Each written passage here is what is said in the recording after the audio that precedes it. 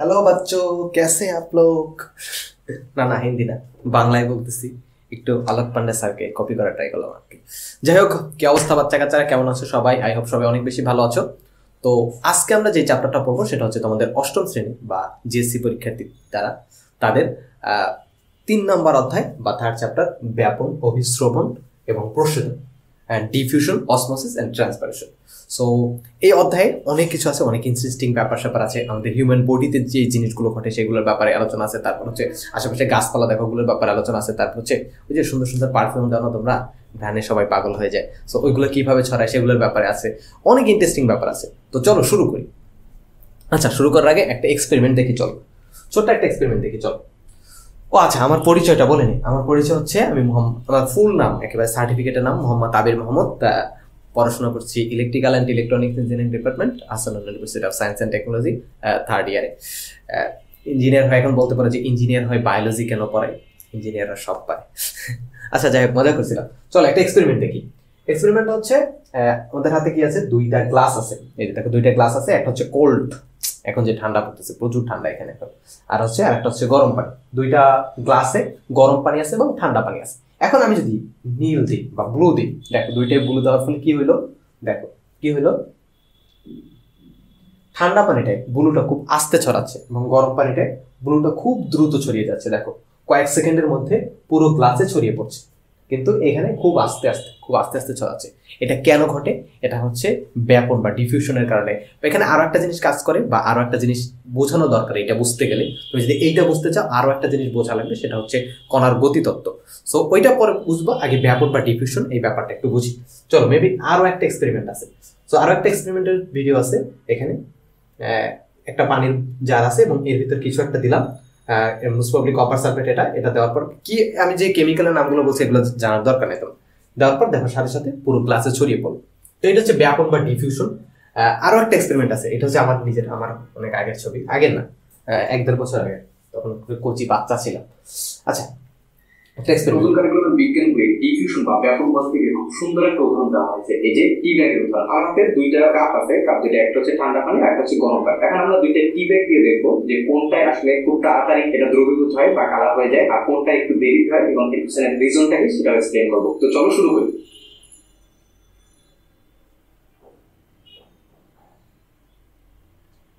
এই যে দেখো, প্রায় 1 মিনিটের মতো হয়েছে, কিন্তু এইটাই একটু কালার হয় নাই প্রায় বলতে গেলে, বাট এটা পুরোপুরি কালার। এর পিছনে ওকে, এখন দেখো আরো একটা এক্সপেরিমেন্ট দেখলাম। এখানে হচ্ছে একটা হচ্ছে ঠান্ডা পানি আর একটা হচ্ছে গরম পানি। গরম পানিটাই যখন টি ব্যাগটা চুবানো হলো, দেখো সাথে সাথে পুরো গ্লাসটা বা পুরো কাপটা লাল রঙের হয়ে গেল, মানে চায়ের রংটা পুরো গ্লাসে ছড়িয়ে পড়লো। বা ঠান্ডা পানির ক্ষেত্রে রঙই বের হয়নি। কেন? এটার পিছনে রিজনটা কি, সেটি আমরা এই অধ্যায়ে দেখবো। সো এই তো মোস্ট প্রবাবলি এক্সপেরিমেন্ট গুলো শেষ। এখন হচ্ছে পড়াশোনা শুরু করি। ও আচ্ছা, একটা মিম আছে সিম্পল, যে ডিফিউশন জিনিসটা তোমাদের কাছে আসলে কনফিউজিং মনে হয়, কনফিউশন মনে হয়। বাট এই ক্লাসটা করার পর এই যে ডিফিউশন বা ব্যাপন, এই জিনিসটা তোমাদের কাছে আর কনফিউশনের ব্যাপার থাকবে না। আমার রেকর্ড কি হচ্ছে? দাঁড়াও একটু দেখি রেকর্ড হচ্ছে কিনা। ওকে, তো চলো শুরু করি। এইটা বোঝার আগে আরেকটা জিনিস বোঝা লাগবে, সেটা হচ্ছে পদার্থের 3টা অবস্থা। পদার্থের 3টা অবস্থা, এটা হচ্ছে কঠিন, তরল এবং গ্যাসীয়। কঠিন, তরল এবং গ্যাসীয় এই 3টা ক্ষেত্রে দেখো পদার্থের ভিতরে যে অণু পরমাণুগুলো আছে ওদের গতিটা একটু ডিফারেন্স দেখা যায়। দেখো কঠিন পদার্থের ক্ষেত্রে এই পদার্থের অণুগুলো খুব কাছাকাছি থেকে খুব আস্তে আস্তে কাঁপতে থাকে। তরল পদার্থের ক্ষেত্রে কি হয়, এই অণুগুলো, এর ভিতরে যে অণু পরমাণুগুলো আছে এরা আরেকটু জোরে কাঁপতে থাকে। এবং গ্যাসীয় পদার্থের ক্ষেত্রে কি হয়, গ্যাস বা গ্যাসীয় পদার্থ যেগুলো আছে সেগুলোর ক্ষেত্রে কি হয়, পুরো গ্লাসে না তো সরি, পুরো একটা পাত্র, যেই পাত্রে তুমি রাখো ওই পুরো পাত্রে ছড়িয়ে ছিটিয়ে থাকে, মানে পুরো পাত্রে চলাচল করতে পারে। এইটা বুঝালাম কারণ একটু আগে যে এক্সপেরিমেন্টটা দেখলাম ওইটা বোঝার জন্য, বা ব্যাপন বা ডিফিউশন বোঝার জন্য এটা কাজে লাগবে। সো এটা জাস্ট সিম্পল এতটুকু জেনে রাখো যে আমরা আমাদের চারপাশে যে পদার্থগুলো দেখি বা চারপাশে যে বস্তুগুলো দেখি, কোনটা হচ্ছে কঠিন, যে ধরো এটা কঠিন। তারপর হচ্ছে এই যে ধরো গ্লাস আছে, গ্লাস না তো বোতল আছে, বোতলের ভিতরে যে পানি আছে এটা তরল। এবং গ্যাসীয়, গ্যাসের কথা তো তোমরা জানো, আমরা যে বাতাসে শ্বাস নিচ্ছি এগুলো তো এক ধরনের গ্যাস, তাই না? অক্সিজেন গ্যাস নিচ্ছি, তারপর কার্বন ডাইঅক্সাইড গ্যাস বের করে দিচ্ছি।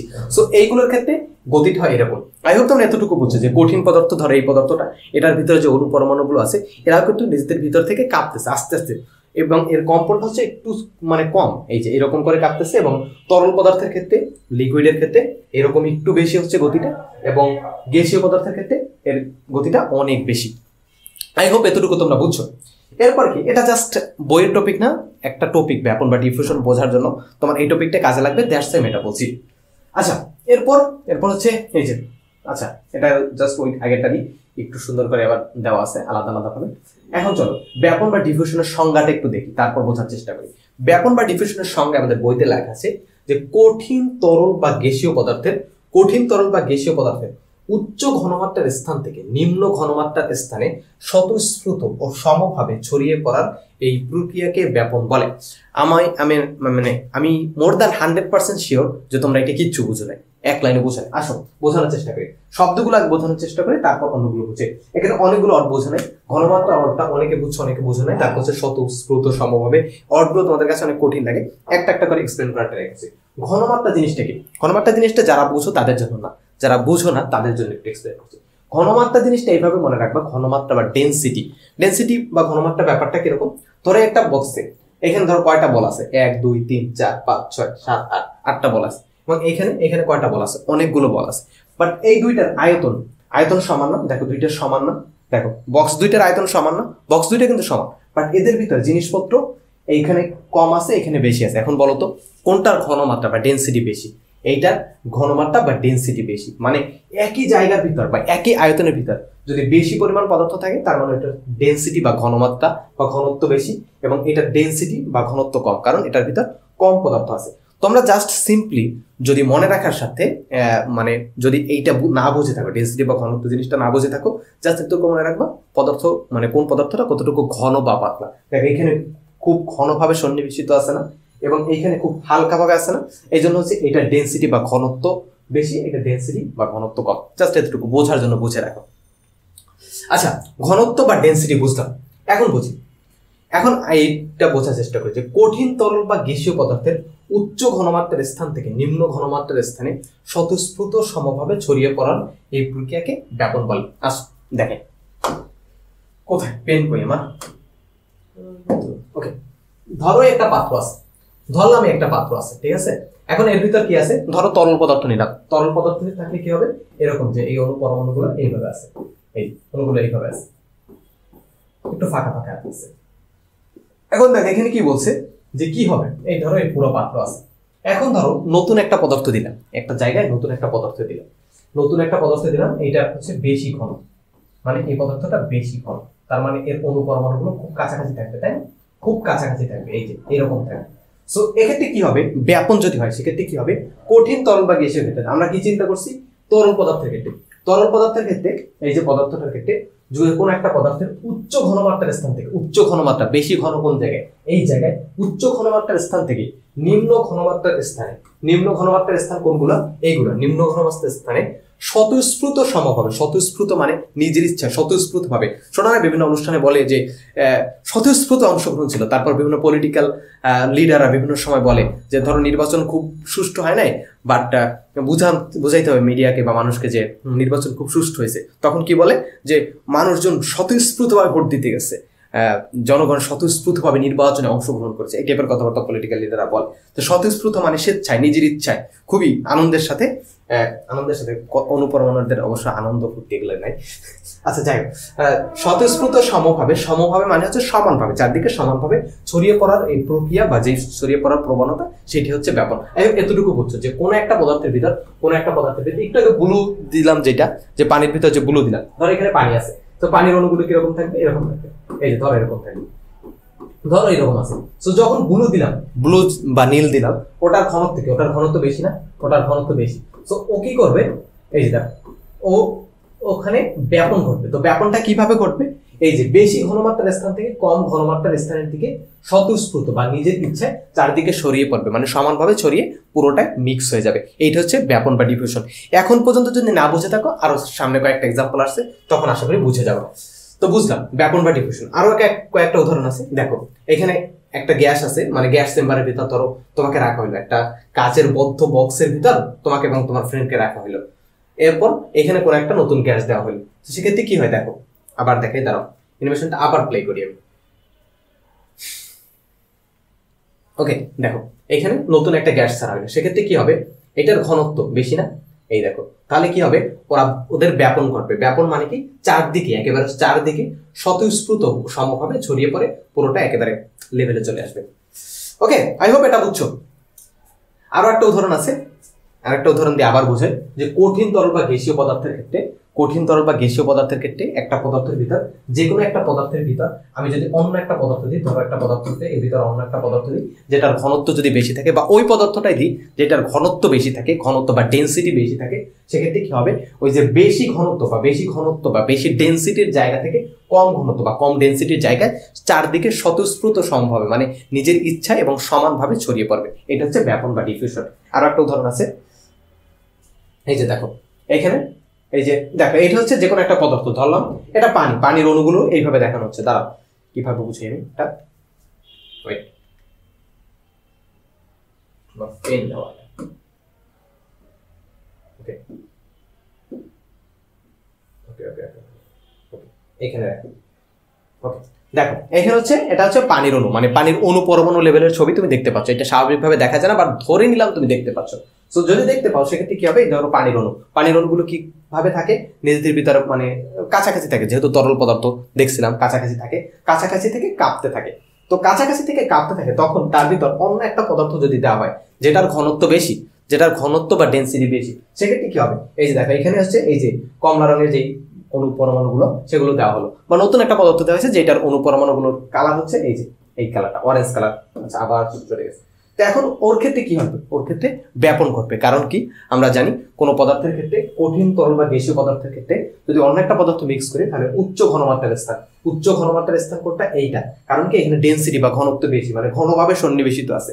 এই জন্য এই জায়গা থেকে বাকি দিকে, মানে চারদিকে স্বতঃস্ফূর্ত, মানে নিজের ইচ্ছা এবং সমানভাবে চারদিকে ছড়িয়ে পড়ার চেষ্টা করবে। এইটা হচ্ছে ব্যাপন বা ডিফিউশন।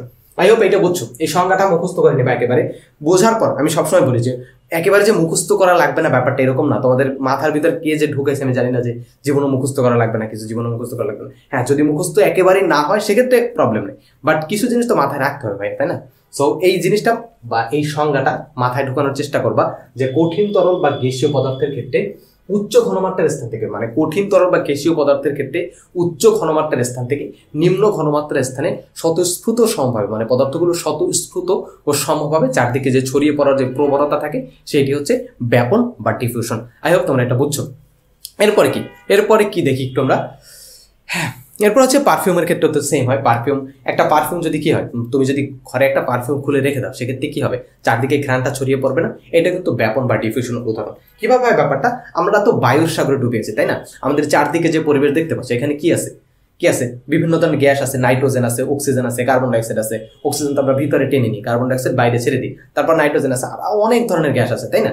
হিলিয়াম আছে, মেবি হাইড্রোজেন অনেক কম পরিমাণে আছে, বাট আছে তো, একটু হলেও আছে। তো চারদিকে যে বায়ুর সাগরে ডুবে আছে, এটাও তো এক ধরনের গ্যাস, তাই না? তো গ্যাসীয় পদার্থের ক্ষেত্রে কি হবে, সেম জিনিস ঘটবে। এটা গ্যাসীয় পদার্থের ক্ষেত্রে, পারফিউম কি গ্যাসীয়। সো ওইটা যদি একটু স্প্রে করি এক কর্নারে, তো কি করবে, ওর অণুগুলো বা ওর অনুপরমাণুগুলো চারদিকে, এই যে রুমের চারদিকে স্বতঃস্ফূর্ত ও সমানভাবে ছড়িয়ে পড়বে, যেটাকে ব্যাপন বা ডিফিউশন বলা হয় থাকে। আই হোপ ব্যাপন বা ডিফিউশন এই ব্যাপারটা তোমরা বুঝছো। এই যে এই ছড়িয়ে পড়ার প্রক্রিয়াটিকে ব্যাপনের মাধ্যমে হয়ে থাকে। এরপর আর কি লেখা আছে, যে সুগন্ধ ছড়িয়ে পড়তে যদি কম সময় লাগে, তখন আমরা বলি তার ব্যাপন হার বেশি, মানে খুব দ্রুত যদি ছড়িয়ে পড়ে। মানে একটা পারফিউম ধরো তুমি স্প্রে করলা, 1-2 সেকেন্ডের ভিতরে যদি রুমের অন্য পাশ থেকে ঘ্রাণ টের পাওয়া যায়, তার মানে খুব দ্রুত ছড়িয়ে পড়ছে না, এই জন্য তো তুমি ঘ্রাণটা পাইছো। তারপর একটা পারফিউম স্প্রে করার পর যদি অনেকক্ষণ পর তুমি অন্য রুমে বা অন্য সাইডে ঘ্রাণটা পাও, তার মানে কি, এই জায়গা থেকে ওই জায়গায় বা তোমার নাক পর্যন্ত ঘ্রাণটা যাইতে একটু বেশি সময় লাগছে, তার মানে ওর ব্যাপনের হারটা বা ব্যাপন ডিফিউশন রেটটা অনেক কম। তো সুগন্ধ ছড়িয়ে পড়তে যদি কম সময় লাগে, মানে টাইম যদি কম লাগে, সেক্ষেত্রে আমরা বলি তার ব্যাপন হার বেশি, মানে ব্যাপন ডিফিউশন রেট বেশি, যেন খুব দ্রুত ছড়িয়ে পড়ে। আর ডিফিউশন রেট যদি কম হয়, তার মানে ব্যাপন হার বাট কম বা সময় বেশি লাগে। আচ্ছা যাই হোক, আমি আউলে গেছি ভাই। আবার বলি, সুগন্ধ ছড়িয়ে পড়তে যদি কম সময় লাগে, মানে সময় বা টাইম যদি কম লাগে, তার মানে এটার ব্যাপন হার বা ডিফিউশন রেট বেশি। আবার সুগন্ধ ছড়িয়ে পড়তে যদি বেশি সময় লাগে, তার মানে তার ব্যাপন হার বা diffusion rate com. I hope এখন বুঝছো। তারপর আবার যদি ছড়িয়ে পড়তে বেশি সময় লাগে, তখন তার ব্যাপন হার কম। এইটি লেখা আছে ব্যাপন হার বা দ্য রেট অফ ডিফিউশন। এরপর ব্যাপন হার বা রেট অফ ডিফিউশন ব্যাপারে আরো কয়েকটা কথা লেখা আছে যে বড় আকারের কণার তুলনায় ছোট আকারের কণা দ্রুত ছড়িয়ে পড়তে পারে বলে ছোট কণার ব্যাপন হার বড় কণার থেকে বেশি। এটা হচ্ছে তোমাদের বইয়ে নাই, জাস্ট তোমরা যদি কেউ জানতে চাও জানার জন্য অ্যাড করে রাখলে হবে, আর কিছু না। আচ্ছা, তাপমাত্রা বেশি হলে ব্যাপন হার বেড়ে যায়, এইটার ব্যাপারে বলি। যে প্রথমে কি দেখছিলাম, প্রথমে একটা পেনটা কালার এটাই। প্রথমে কি ছিল, আমাদের দুইটা গ্লাস ছিল, দুইটা গ্লাসের ভিতর পানি ছিল, একটা কি ছিল গরম পানি হট ওয়াটার ছিল, আর একটা কি ছিল, আর একটা ছিল ঠান্ডা পানি বা cold water, hot and cold. So তাপমাত্রা বেশি হলে ব্যাপনের হার বেড়ে যায়, তাপমাত্রা বেশি হলে ব্যাপনের হার বেড়ে যায়, এটা বুঝে আসো। সো হট ওয়াটারটা কি ছিল, ব্লু বা নীলটা দেওয়ার পর সাথে সাথে পুরোটাই ছড়িয়ে গেছে, এবং ঠান্ডা পানিটার ক্ষেত্রে কি হয়েছে, দেওয়ার সাথে সাথে না, অনেকক্ষণ হয়ে গেছে তারপর পুরোটা ছড়াই পারেনি। সো এইটা এখানে বলা আছে যে তাপমাত্রা বেশি হলে আমরা কি জানি, কোনো পদার্থের ক্ষেত্রে অনুপরমাণুগুলো, মানে যে কোনো পদার্থের ক্ষেত্রে অনুপরমাণুগুলো নিজের অবস্থানে থেকে কাঁপতে থাকে, এরকম করে কাঁপতে থাকে, বা তাদের নিজেদের ভিতরে একটা ভাইব্রেশন থাকে। সো তাপমাত্রা বা টেম্পারেচার বেশি হলে ভাইব্রেশন বা ওই যে কম্পনটা খুব বেশি বেড়ে যায়। তো তাপমাত্রা যদি বেশি হয় তার মানে কি, এর টেম্পারেচার বা মানে টেম্পারেচার যদি বেশি হয় তাহলে ভাইব্রেশনটা অনেক বেশি থাকে। তার মানে এইটার ক্ষেত্রে পানির ভিতর পানির অনুপরমাণুগুলো এই যে ভাইব্রেশনটা বা কম্পনটা অনেক বেশি ছিল, দ্যাটস ওয়াই এখানে ব্যাপনটা খুব দ্রুত হয়েছে। আমি কিভাবে বুঝাই ব্যাপারটা, দাঁড়াও আমি পিছনে গিয়ে ব্যাপারটা বুঝাইতেছি। এই যে এখানে কি দেখছিলাম, দেখো এখানে কি দেখছিলাম,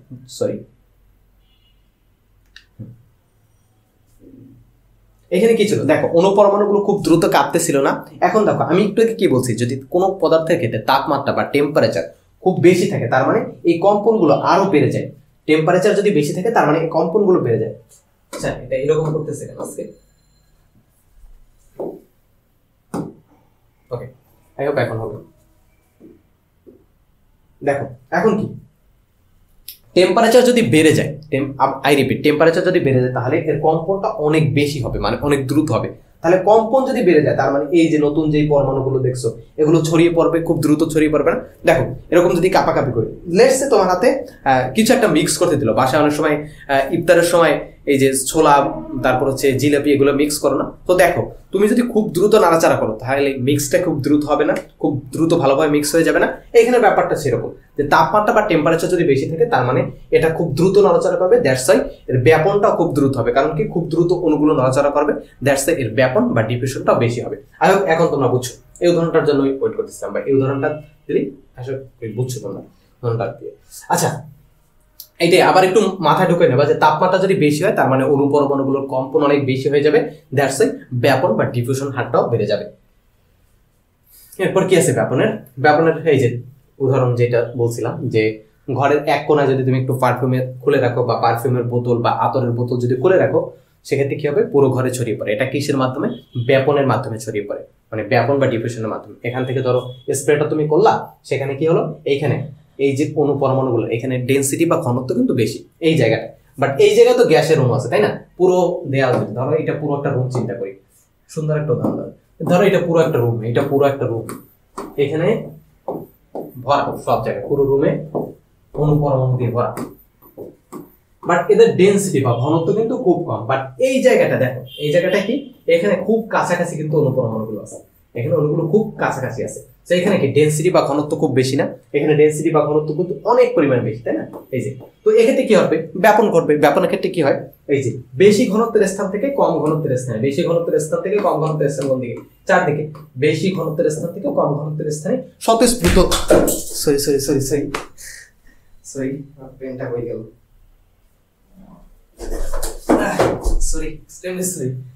বেশি ঘনত্বের স্থান থেকে কম ঘনত্বের স্থানের দিকে চারদিকে ছড়িয়ে পড়বে, দ্যাটস ওয়াই আমরা ঘ্রাণটা টের পাবো। আই হোপ তোমরা বুঝছো। এটা দিয়ে প্লাবন এখন মিম বানাবে ভাই। আচ্ছা, ব্যাপনের আর কি আছে এক্সাম্পল আছে। আচ্ছা, এখন হচ্ছে ব্যাপনের ব্যাপারে বইতে যে জিনিসগুলো লেখা আছে সেগুলো আমি এখানে অ্যাড করে দিছি, এখন আমি এগুলো পড়বো, তোমরা আমার সাথে সাথে পড়ো। আমরা জানি সব পদার্থে কতগুলো ক্ষুদ্র ক্ষুদ্র অণু পরমাণু দিয়ে তৈরি, এটা তো জানি সবাই আমরা। এই অণুগুলো সবসময় গতিশীল বা চলমান অবস্থায় থাকে। আমি অ্যানিমেশন দেখাইছি কিভাবে চলমান অবস্থায় থাকে। তরল ও গ্যাসের ক্ষেত্রে অণুগুলোর চলন দ্রুত হয়, তরল গ্যাসের ক্ষেত্রে অণুগুলোর চলন দ্রুত হয়। কঠিন পদার্থের ক্ষেত্রে খুব কাছাকাছি থেকে কাঁপতে থাকে বলছি, তরল পদার্থের ক্ষেত্রে একটু দূরত্ব থেকে, এবং গ্যাসীয় পদার্থের ক্ষেত্রে অনেক দূরে থেকে কাঁপতে থাকে। এতটুকু বুঝলাম। এবং কি হয়, বেশি ঘনত্বের স্থান থেকে কম ঘনত্বের দিকে অণুগুলো ছড়িয়ে পড়তে থাকে। এই যে ব্যাপন বা ডিফিউশন বুঝাইলাম, যে বেশি ঘনত্বের স্থান থেকে, ওদের প্রবণতাই থাকে এটা, বেশি ঘনত্বের স্থান থেকে কম ঘনত্বের স্থানের দিকে ছড়িয়ে পড়ে। এটা আর একটা উদাহরণ দিয়ে মনে রাখতে পারো। ধরো তুমি কোনো একটা বড় অনুষ্ঠানে গেছো, বিশাল বড় অনুষ্ঠানে গেছো, ধরো মাহফিলে গেছো। সো এখানে সবাই ধরো দাঁড়ায় দাঁড়িয়ে দেখছে, মাহফিল তো সাধারণত বসে বসে দেখে, ধরো তুমি দাঁড়ায় দাঁড়িয়ে দেখে এরকম একটা মাহফিলে গেল। এখন দেখো কোনো এক জায়গায় যদি খুব বেশি জটলা থাকে, তুমি কি করবা? ওই জটলার ভিতরে থাকতে চাবা, নাকি যেই জায়গায় একটু ফাঁকা জায়গা আছে ওই জায়গায় ছড়িয়ে পড়তে চাবা, ওই জায়গায় যাইতে চাবা? ব্যাপন বা ডিফিউশন ব্যাপারটা অনেকটা এরকম, যে বেশি ঘনত্বের বা যে জায়গায় খুব বেশি কিঞ্জি যে টাইপের জিনিসপত্র থাকে ওই জায়গা থেকে একেবারে খোলা জায়গায় ছড়িয়ে পড়তে চায়, এটা হচ্ছে ব্যাপন। সো এইটাই বলছে এখানে, যে বেশি ঘনত্বের স্থান থেকে কম ঘনত্বের স্থানের দিকে ছড়িয়ে পড়তে থাকে।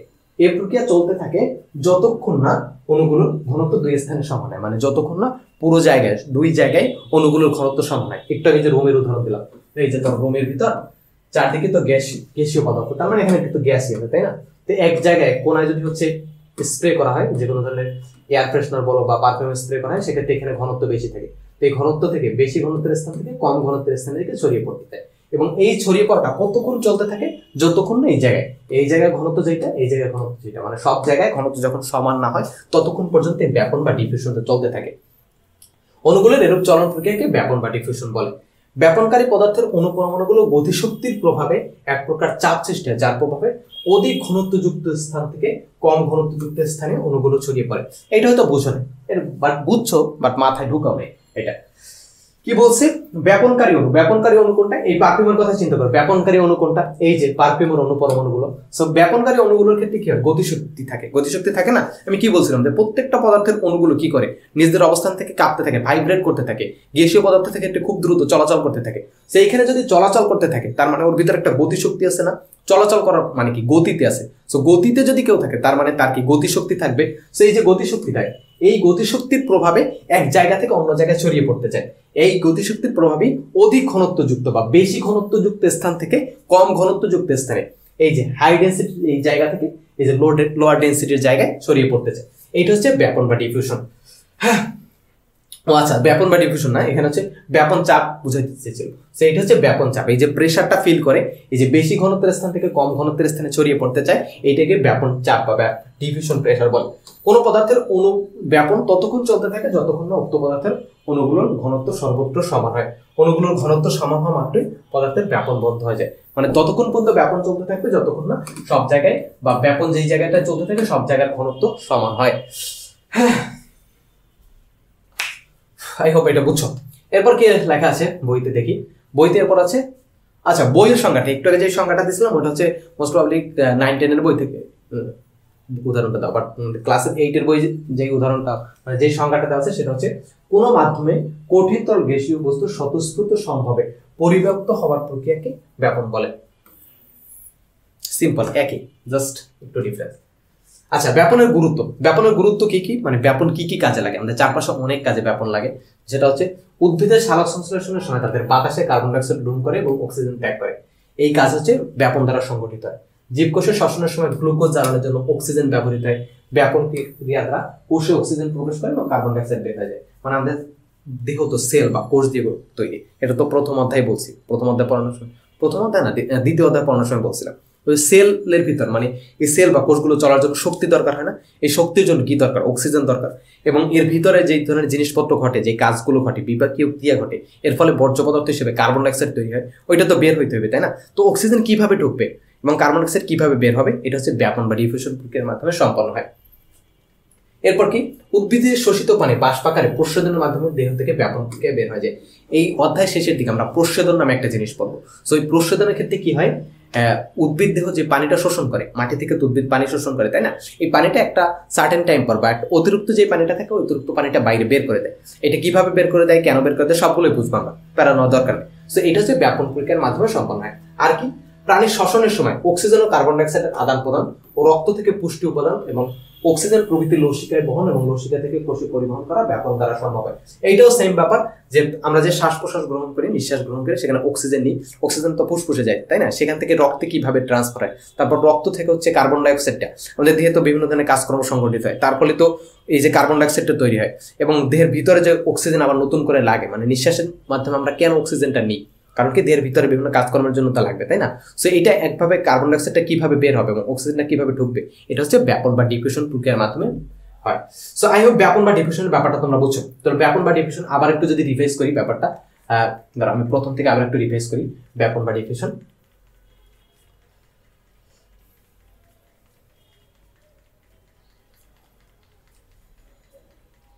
সো ব্যাপন বা ডিফিউশন প্রথমে হচ্ছে একটা এক্সপেরিমেন্ট দেখছি ব্যাপন বা ডিফিউশনের, যে একটা হচ্ছে ঠান্ডা পানি ছিল আর একটা গরম পানি ছিল। সো ঠান্ডা পানিটায় খুব আস্তে আস্তে ছড়িয়ে পড়ছে পদার্থগুলো এবং গরম পানিটার ক্ষেত্রে খুব দ্রুত ছড়িয়ে পড়ছে পদার্থগুলো। এই যে এখানে ব্লু দিয়ে এক্সপেরিমেন্টটা করছিলাম। তারপর হচ্ছে আরো একটা এক্সপেরিমেন্ট দেখছি, এটা অতটা ইম্পর্টেন্ট না। তারপর কি, তারপর হচ্ছে আরো একটা এক্সপেরিমেন্ট দেখছিলাম চা দিয়ে, যেটা তোমরা বাসায় করতে পারো। এটা একটু বাসায় করে তারপর হচ্ছে তুমি আমাকে কমেন্টে জানাবা যে এটা করছো কিনা, এবং যদি কেউ করে থাকো আমাদের গ্রুপে, যে গ্রুপটা আছে, গ্রুপের লিংক ডিসক্রিপশন এবং কমেন্ট বক্সে দেওয়া থাকবে, সেইখানে গিয়ে তুমি হচ্ছে এই এক্সপেরিমেন্টটা করে অবভিয়াসলি আমাদেরকে জানাবা। আমাদের মানে যদি পারো ভিডিওটা পোস্ট করে দেবা গ্রুপে, যাতে অন্যরাও দেখতে পারো যে তুমি এক্সপেরিমেন্ট করছো। আচ্ছা যাই হোক, এরপর হচ্ছে পদার্থের তিনটা অবস্থার কথা দেখছি, যে কঠিন পদার্থের ক্ষেত্রে কঠিন পদার্থগুলো এরকম কাছাকাছি অবস্থানে থেকে কাঁপতে থাকে, বা কঠিন পদার্থের অনুপরমাণুগুলো কাছাকাছি অবস্থান থেকে কাঁপতে থাকে। তরল পদার্থের ক্ষেত্রে একটু দূরত্ব থেকে কাঁপতে থাকে এবং কম্পনটা বা ভাইব্রেশনটা একটু বেশি হয়, এবং গ্যাসীয় পদার্থের ক্ষেত্রে ভাইব্রেশনটা অনেক বেশি হয়। এরপর কি পড়ছিলাম, এরপর হচ্ছে ব্যাপনের সংজ্ঞা পড়ছিলাম, যে কঠিন তরলে গ্যাসীয় পদার্থের ক্ষেত্রে, এই যে একটু কঠিন তরলে গ্যাসীয় পদার্থ দেখলাম, এক্ষেত্রে কি হয়, উচ্চ ঘনমাত্রার স্থান থেকে নিম্ন ঘনমাত্রার স্থানে নিজের ইচ্ছা স্বতঃস্ফূর্ত এবং স্বয়ংভাবে চারদিকে ছড়িয়ে পড়ে, সেটা কি ব্যাপন বা ডিফিউশন বলা হয় থাকে। তারপর ডেনসিটি কি সেটা বুঝছি। তারপর হচ্ছে আবার ব্যাপনের সংজ্ঞাটা পড়ছিলাম। তারপর হচ্ছে ব্যাপনের কয়েকটা উদাহরণ দেখছি, কয়েকটা অ্যানিমেশন দেখছি, সুন্দর সুন্দর কয়েকটা অ্যানিমেশন দেখছি। তারপর হচ্ছে এই যে পারফিউম কিভাবে ছড়িয়ে পড়ে এবং ব্যাপন হার বেশি বা কম কিভাবে হয় সেটা বুঝলাম। এরপর হচ্ছে বইতে যে ব্যাপনের ব্যাপারে যে কথাবার্তাগুলো লেখা আছে, যে ব্যাপন হার বেশি মানে তাপমাত্রা বেশি থাকলে ব্যাপন হার বেশি হয়, তাপমাত্রা কম থাকলে ব্যাপন হার কম হয়, সেগুলোর ব্যাপারে বুঝলাম। এই তো এরপর হচ্ছে ব্যাপনের গুরুত্ব, কোন কোন কাজে আমাদের চারপাশে বা আমাদের পরিবেশে কোন কোন কাজে ব্যাপন লাগে। সো আরেকটা কাজ তোমরা করতে পারো, একটু ভিডিওটা থামাও, এই জায়গায় ভিডিওটা থামাও এবং এখন একটু চিন্তা করো যে আমাদের চারপাশে ব্যাপনের আর কি কি উদাহরণ আছে, যে চারপাশে কোন কোন ক্ষেত্রে ব্যাপন ঘটে, বইয়ের উদাহরণগুলো বাদে আর কি কি উদাহরণ আছে সেটা একটু চিন্তা করো। আমি একটু ব্রেক নিয়ে আসি, তোমাদের হয়তো ব্রেক হবে না, ভিডিওটা থামাও, তারপরে হচ্ছে আমরা দেখছি। আচ্ছা বুঝলাম ব্যাপন কি, তাই না? সো ব্যাপনের পর এরপরের আমাদের টপিক হচ্ছে অভিস্রবণ বা অসমোসিস। অভিস্রবণ কি, এই ব্যাপারটা বোঝার জন্য আমাদের আগে আর একটা জিনিস বুঝতে হবে, সেটা হচ্ছে দ্রবণ ব্যাপারটা বুঝতে হবে। আসো দ্রবণ ব্যাপারটা একটু এক্সপ্লেন করি। দ্রবণ ব্যাপারটা কি, ধরো তোমার কাছে একটা পাত্র আছে, যে কোনো একটা পাত্র, যে কোনো একটা গ্লাস আছে। সো এটার ভিতরে এখন যদি তুমি চিনি বা লবণ যে কোনো কিছুই দাও বা রং দাও, সো ধরলাম আমি চিনি দিলাম, চিনি দেওয়ার পর যদি একটু নাড়াচাড়া করি তাহলে কি হবে, একটা দ্রবণ তৈরি হবে। কোনো একটা তরল পদার্থের ভিতর কিছু একটা দিয়ে, কঠিন পদার্থ দিয়ে বা চিনি লবণ দিয়ে নাড়াচাড়া করলে একটা দ্রবণ তৈরি হলো। এই উদাহরণটার কথা চিন্তা করো, পানি আছে এখানে, পানির ভিতর আমরা কি দিলাম, লবণ দিলাম বা চিনি দিলাম, এর ফলে কি তৈরি হলো, একটা দ্রবণ তৈরি হলো। এখন এটার ভিতর মানে এইটাকে আমরা একটা দ্রবণ বলতে পারি। এখন এখানে এই যে পুরোটা হচ্ছে একটা দ্রবণ, এখন এখানে যে তরল পদার্থটা আছে এটাকে কি বলা হয় থাকে, দ্রাবক, এবং এই যে কঠিন পদার্থটা আছে সেটা কি, সেটা হচ্ছে দ্রব। আসলে ব্যাপারটা কখন এরকম না, ফুললি এরকম না, এটা এখানে আরো অনেক ক্যাচাল আছে। তোমরা তো ক্লাস 8-এ একটা ছোটই বলা যায়, ক্লাসের হিসাবে খুবই ছোট, এই জন্য জাস্ট এরকম করে এক্সপ্লেন করলাম। ধরো তোমার কাছে লবণ এবং পানির দ্রবণ আছে, সেক্ষেত্রে দ্রব কোনটা, দ্রব হচ্ছে লবণ, এবং দ্রাবক কোনটা, দ্রাবক হচ্ছে তরল পদার্থ যেটা, সেটা হচ্ছে পানি। এখন দ্রব এবং দ্রাবক এই ব্যাপারটা তোমরা বুঝছো। দ্রবণ, এই যে একটা দ্রবণের ক্ষেত্রে দ্রাবক হচ্ছে এই তরল পদার্থটা এবং দ্রবক হচ্ছে এই কঠিন পদার্থটা, যেটা এখানে মিক্স করা আছে। এখন কি, এখন হচ্ছে অভিস্রবণ পর আর একটা জিনিস বুঝতে হবে, মানে অভিস্রবণ ব্যাপারটা বুঝতে হলে দুইটা জিনিস বুঝতে হবে। একটা হচ্ছে দ্রবণ কি, দ্রব এবং দ্রাবক বুঝলাম, এরপর বুঝতে হবে পর্দা, কয়েকটা ধরনের পর্দা আছে। সো এই পর্দার ব্যাপারে একটু জানি, চলো। এক নম্বর যে পর্দাটার ব্যাপারে জানবো সেটা হচ্ছে অর্ধভেদ্য পর্দা। প্রথমে যেই পর্দাটা আছে সেটা হচ্ছে অভেদ্য পর্দা। দাঁড়াও, রেকর্ড কি হচ্ছে? আমি ভয়ে থাকি ভাই, কোন সময় রেকর্ড অফ হয়ে যায়, এই জন্য। ওয়েট একটু দেখি, এক্সট্রিমলি সরি ফর দ্যাট।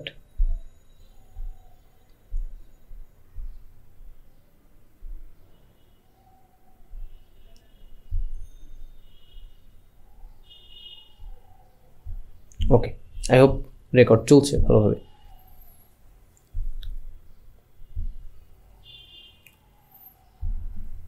ওকে, প্রথমে যে পর্দাটা সেটা হচ্ছে অভেদ্য পর্দা। অভেদ্য পর্দার সংজ্ঞা বইতে কি লেখা আছে, যে পর্দা দিয়ে দ্রাবক এবং দ্রব উভয় প্রকার পদার্থের অণুগুলো চলাচল করতে পারে না তাকে অভেদ্য পর্দা বলে। মানে যে কোনো একটা উদাহরণ চিন্তা করো, ধরো তোমার কাছে একটা পাত্র আছে এবং এইখানে তুমি বিভিন্ন ধরনের পর্দা দিয়ে টেস্ট করতেছো। মানে এক পাশে ধরো তুমি দ্রবণ রাখলা একটা, অন্য পাশে ভিন্ন একটা দ্রবণ রাখলা। এই পাশের দ্রবণটাকে, এই পাশের দ্রবণটা ধরো পানি এবং চিনির দ্রবণ, এবং এই পাশে যে দ্রবণটা আছে এই দ্রবণটা ধরো পানি এবং লবণের দ্রবণ ধরে নিলাম, তরকারি ক্ষেত্রে ধরে নিলাম বা বোঝানোর জন্য ধরে নিলাম। এবং মাঝখানে একটা পর্দা দেওয়া আছে এবং এই পর্দাটাকে তুমি বারবার চেঞ্জ করছো, মানে বারবার চেঞ্জ করে তুমি দেখতে চাচ্ছ যে কোনটা দিয়ে কোনটা চলাচল করে। ধরো তুমি একটা এক্সপেরিমেন্ট করছো, এরকম চিন্তা করো তুমি একটা এক্সপেরিমেন্ট করতেছো, একটা পাত্র নিছো এবং মাঝখানে একটা পর্দা দিয়ে আলাদা করছো। এক পাশে হচ্ছে পানি এবং চিনির দ্রবণ দিছো, আর এক পাশে হচ্ছে পানি এবং লবণের দ্রবণ দিছো, এবং মাঝখানে বিভিন্ন ধরনের পর্দা দিয়ে তুমি এখন এক্সপেরিমেন্ট করতেছো। সো প্রথম এক্সপেরিমেন্টের ক্ষেত্রে কি নিলা, তুমি হচ্ছে একটা অভেদ্য পর্দা নিলা। সো অভেদ্য পর্দা নিলে সেক্ষেত্রে কি হবে, যে এই পর্দা দিয়ে দ্রাবক এবং দ্রব, মানে দ্রাবক এবং দ্রব উভয় প্রকার পদার্থের অণুগুলো চলাচল করতে পারে না, মানে কোন প্রকার অণুই চলাচল করতে পারবে না। এখানে যে পর্দাটা দিলা, এই পর্দাটা যদি অভেদ্য হয়, অভেদ্য পর্দার উদাহরণ কি, অভেদ্য পর্দার উদাহরণ হচ্ছে পলিথিন, তারপর হচ্ছে কিউটিন যুক্ত কোষ প্রাচীর, শুধুমাত্র কোষ প্রাচীর না, কিউটিন যুক্ত কোষ প্রাচীর। সো কিউটিন যুক্ত কোষ প্রাচীর বা পলিথিন বা যে কোনো ধরনের অভেদ্য পর্দা তুমি যদি দাও, সেক্ষেত্রে দ্রাবক এবং দ্রব উভয় প্রকার, মানে কোনো প্রকার অণুপরমাণু এখানে চলাচল করতে পারবে না। এই যে উদাহরণ কি, উদাহরণ হচ্ছে পলিথিন, এরপর হচ্ছে কিউটিন যুক্ত কোষ প্রাচীর। এরপরে সেকেন্ড যে পর্দাটার ব্যাপারে আমরা জানবো সেটা হচ্ছে অর্ধভেদ্য পর্দা। অর্ধভেদ্য পর্দার সঙ্গে কি লেখা আছে, তো আগের উদাহরণ চিন্তা করো, এখানে পানি এবং চিনির উদাহরণ আছে এবং এখানে হচ্ছে পানি এবং লবণের দ্রবণ আছে, পানি এবং চিনির দ্রবণ এবং পানি এবং লবণের দ্রবণ। এবং মাঝখানে এখন কি আছে, এখন যে পর্দাটা সেটা হচ্ছে অর্ধভেদ্য পর্দা। তো অর্ধভেদ্য পর্দার সংখ্যা কি, যে পর্দা দিয়ে কেবল দ্রবণের দ্রাবক অণু চলাচল করতে পারে কিন্তু দ্রব অণু চলাচল করতে পারে না তাকে অর্ধভেদ্য পর্দা বলে। আচ্ছা, এটা বুঝাই, যে পর্দা দিয়ে কেবল দ্রবণের দ্রাবক অণু চলাচল করতে পারে। এইখানে যে দুইটা দ্রবণ আছে, এখানে হচ্ছে পানি এবং চিনির দ্রবণ, এখানে পানি এবং লবণের দ্রবণ। এইখানে দ্রাবক কোনটা, যে তরল পদার্থ সেটা, এখানে দ্রাবক কোনটা, পানি, তার মানে এই পানি, এইখানে কি পানি। সেক্ষেত্রে কি বলা হয়েছে, যে অর্ধভেদ্য পর্দা থাকলে এক্ষেত্রে শুধুমাত্র পানিটা চলাচল করতে পারবে, এই যে লবণ বা হচ্ছে চিনি এই দুইটার একটা চলাচল করতে পারবে। এই পানিটা শুধুমাত্র এই পাশ থেকে ওই পাশে যেতে পারবে, এই পাশ থেকে ওই পাশে আসতে পারবে। কিভাবে আসবে, কেন আসবে, সেটা ডিফারেন্ট ইস্যু, বাট চাইলে আসতে পারবে, শুধুমাত্র পানিটা চলাচল করতে পারবে। বাট এখানে যে চিনি বা লবণ আছে এরা চলাচল করতে পারবে না। এইটা হচ্ছে অর্ধভেদ্য পর্দার বৈশিষ্ট্য, যে পর্দা দিয়ে কেবল দ্রবণের দ্রাবক অণু চলাচল করতে পারে কিন্তু দ্রব অণু চলাচল করতে পারে না তাকে অর্ধভেদ্য পর্দা বলে। উদাহরণ কি, উদাহরণ হচ্ছে কোষ পর্দা, ডিমের খোসার ভিতরের পর্দা, মাছের পটকার পর্দা ইত্যাদি। উদাহরণ কি, কোষ পর্দা, ডিমের খোসার ভিতরের পর্দা। উদাহরণগুলো কিরকম, এই যে ডিমের খোসার ভিতরে যে সাদা পর্দাটা থাকে, সাদা অংশটা থাকে, এটা ডিমের খোসার ভিতরের অংশ। তারপর মাছের পটকা করে। আচ্ছা, ডিমের খোসার ব্যাপারে একটা সুন্দর একটা জিনিস দেখে, এই যে ডিমের খোসাটা আছে না, এখান থেকে তোমরা চাইলে বের করতে পারো। এই ডিমের খোসাটা কিন্তু পুরোপুরি আলাদা করা যায়। কিরকম, একটা ডিমকে এইরকম করে আলাদা করা যায়। দেখো, শুধুমাত্র উপরের খোসাটা আছে, বাইরের কিন্তু শক্ত আবরণটা নাই, শুধুমাত্র নরম আবরণটা আছে। সো এটা কিভাবে বের করতে পারবা, তুমি যদি একটা আস্ত ডিমকে ভিনেগারের ভিতর 12 ঘন্টার মতো ভিজিয়ে রাখো, তাহলে কিন্তু এই যে বাইরের শক্ত আবরণটা চলে যাবে। এক্সপেরিমেন্টটা চাইলে করতে পারো। এই এক্সপেরিমেন্টটা যদি কেউ করে থাকো, অবভিয়াসলি এক্সপেরিমেন্টটা করে ভিডিও করে বা ছবি তুলে আমাদের পেজে বা গ্রুপে কোনো এক জায়গায় জানিয়ে দেবা যে ভাইয়া আমি এক্সপেরিমেন্টটা করছি। ওকে, এরপর উদাহরণ ছিল মাছের পটকা। আচ্ছা, কোষ প্রাচীর ছিল উদাহরণ। কোষ প্রাচীর আর কোষ পর্দার ভিতরে একটু কনফিউশন তৈরি হতো আমাদের, ওইটা পরে বুঝাইতেছি। এই উদাহরণগুলো দেখো, ডিমের খোসার ভিতরের পর্দা আর হচ্ছে মাছের পটকা পর্দা। যে মাছের পটকা, এটাকে আমাদের এলাকায় বালিশ বলে, মেবি তোমাদের এলাকায় কি বলে জানি না। এটা এরকম মিম আছে না, তোমাদের এলাকায় এটাকে এটা বলে, তোমাদের এলাকায় এটাকে মাছের পটকা বলে, আমাদের এলাকায় এটাকে বালিশ বলে। আচ্ছা, আমার তো লোভে যাচ্ছে, খাইতে চেয়েছে, আমার খুবই ফেভারিট খাবার একটা। আচ্ছা, এরপর হচ্ছে ভেদ্য পর্দা। এখনো এই আগের উদাহরণটাই আছে বা আগের এক্সপেরিমেন্টটাই আছে।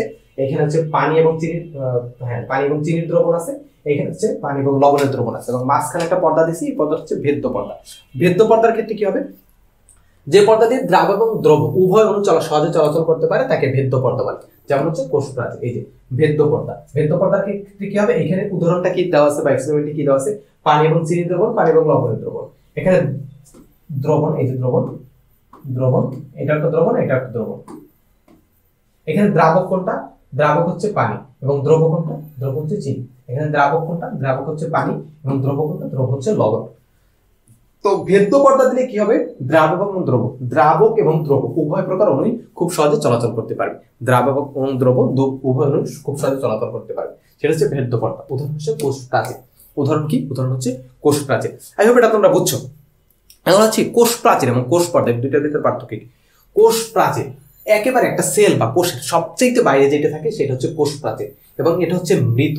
কোষ প্রাচীর হচ্ছে মৃত, কোষ প্রাচীর হচ্ছে মৃত, এবং এটা হচ্ছে উদ্ভিদ কোষে থাকে, প্রাণী কোষে কোষ প্রাচীর থাকে না, প্রাণী কোষে কোষ প্রাচীর থাকে না। এবং এটা হচ্ছে এক ধরনের ভেদ্য পর্দা।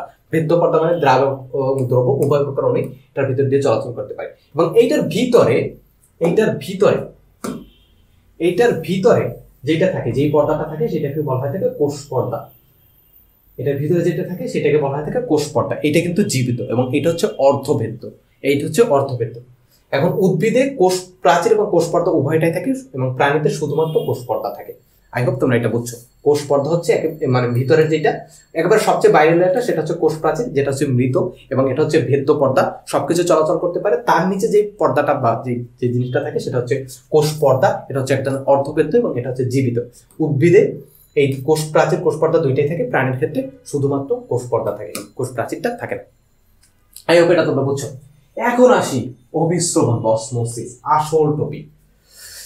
উদাহরণ কি, সংজ্ঞাটা দেখে বইতে কি লেখা আছে, একই দ্রব এবং দ্রাবক বিশিষ্ট দুটি ভিন্ন ঘনত্বের দ্রবণ একটি অর্ধভেদ্য পর্দা দ্বারা পৃথক থাকলে যে ভৌত প্রক্রিয়ায় দ্রাবক কম ঘনত্বের দ্রবণ থেকে অধিক ঘনত্বের দ্রবণের দিকে বেপিত হয় তাকে অভিস্রবণ বা অসমোসিস বলে। খুবই কনফিউশন, তাই অনেক কনফিউশন, তাই না? ডিফিউশনের চেয়েও বেশি কনফিউশন। ওকে, বুঝাইতেছে। এই যে ব্যাপন বা ডিফিউশন বুঝাইতে যায় একটা উদাহরণ মনে পড়লো। আমাদের ভার্সিটিতে একটা ছেলে আছে, ওর নাম হচ্ছে বাপন। সো এই পোলাপন হচ্ছে ব্যাপন ডাকে। আচ্ছা, তো আমি হচ্ছে ডিফিউশন ডাকতাম ওকে, বাট ছেলেটা অনেক ভালো। তো যাই হোক, যেটা পড়তেছিলাম, আসো একটা অর্ডার ভেঙে তারপর বোঝানোর চেষ্টা করি। একই দ্রব এবং দ্রাবক বিশিষ্ট দুইটা ভিন্ন ঘনত্বের দ্রবণ একটি অর্ধভেদ্য পর্দা দ্বারা পৃথক থাকলে, একটি অর্ধভেদ্য পর্দা দ্বারা পৃথক, একটি অর্ধভেদ্য, এখানে একটা ধরো একটা পর্দা থাকবে, সেটা হচ্ছে অর্ধভেদ্য পর্দা দ্বারা পৃথক থাকবে, একই দ্রব এবং দ্রাবক বিশিষ্ট।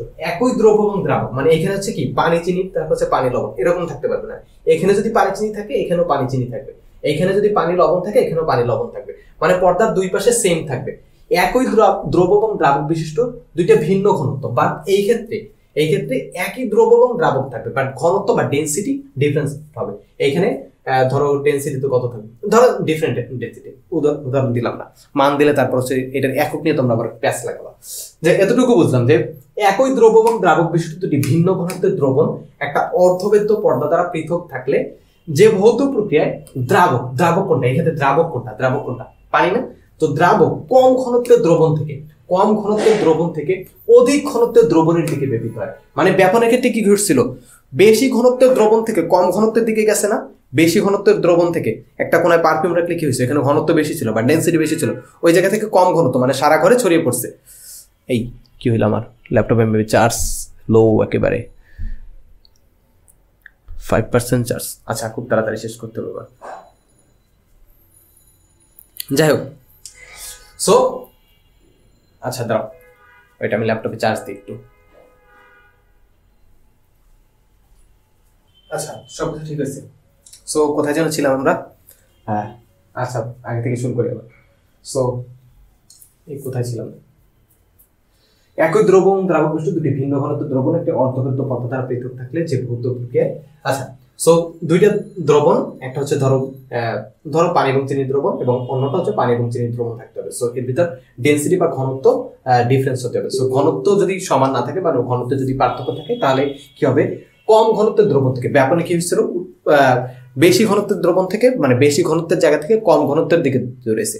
বাট অভিশ্রবণ যেটা অসমোসিস, এক্ষেত্রে কি করবে, কম ঘনত্বের থেকে উল্টো হবে, কম ঘনত্বের থেকে বেশি ঘনত্বের দিকে দৌড়াবে। মানে তেলা মাথায় তেল দেওয়া যেটাকে বলে, আমাদের এলাকায় যেটাকে বলে তেলা মাথায় তেল দেওয়া, এরকম যে কম ঘনত্বের স্থান থেকে বেশি ঘনত্বের স্থানে দৌড় দিবে। সো কম ঘনত্বের স্থান থেকে দ্রবণ থেকে অধিক ঘনত্বের দ্রবণের দিকে বেপিত হয়, সেটাকে অভিশ্রবণ বা অসমোসিস বলে। এই যে ধরো এখানে একটা পাত্র আছে, পাত্রটার ভিতর মাঝখানে একটা পর্দা দেওয়া আছে, এখানে একটা দ্রবণ আছে, এখানে একটা দ্রবণ আছে, মানে দুইটা হচ্ছে সেম দ্রবণ, মানে দুইটার ভিতর দ্রাবক এবং দ্রবণ দুটি সেম থাকে। ধরো এটা হচ্ছে পানি চিনি দ্রবণ, এখানে পানি চিনি দ্রবণ, বাট এখানে এটার ঘনত্ব বেশি, এটার ঘনত্ব একটু কম, এটার ঘনত্ব একটু কম, সেক্ষেত্রে কি হবে, অসমোসিস হবে। অসমোসিসের ক্ষেত্রে কি হবে, কম ঘনত্বের দ্রবণ থেকে বেশি ঘনত্বের দ্রবণের দিকে, কম ঘনত্বের দ্রবণ থেকে বেশি ঘনত্বের দ্রবণের দিকে কোনটা, শুধুমাত্র দ্রাবক দৌড় দিবে, মানে দ্রাবক আসবে শুধুমাত্র। এখানে দ্রাবক কোনটা, দ্রাবক কোনটা হচ্ছে পানি, দ্রাবক কোনটা পানি। সো পানিটা হচ্ছে এইদিকে চলে আসবে, পানিটা এইদিকে চলে আসবে। সো আই হোপ তোমরা এতটুকু বুঝছো, যদি না বুঝে থাকো উদাহরণ স্যার বুঝাই দিচ্ছি।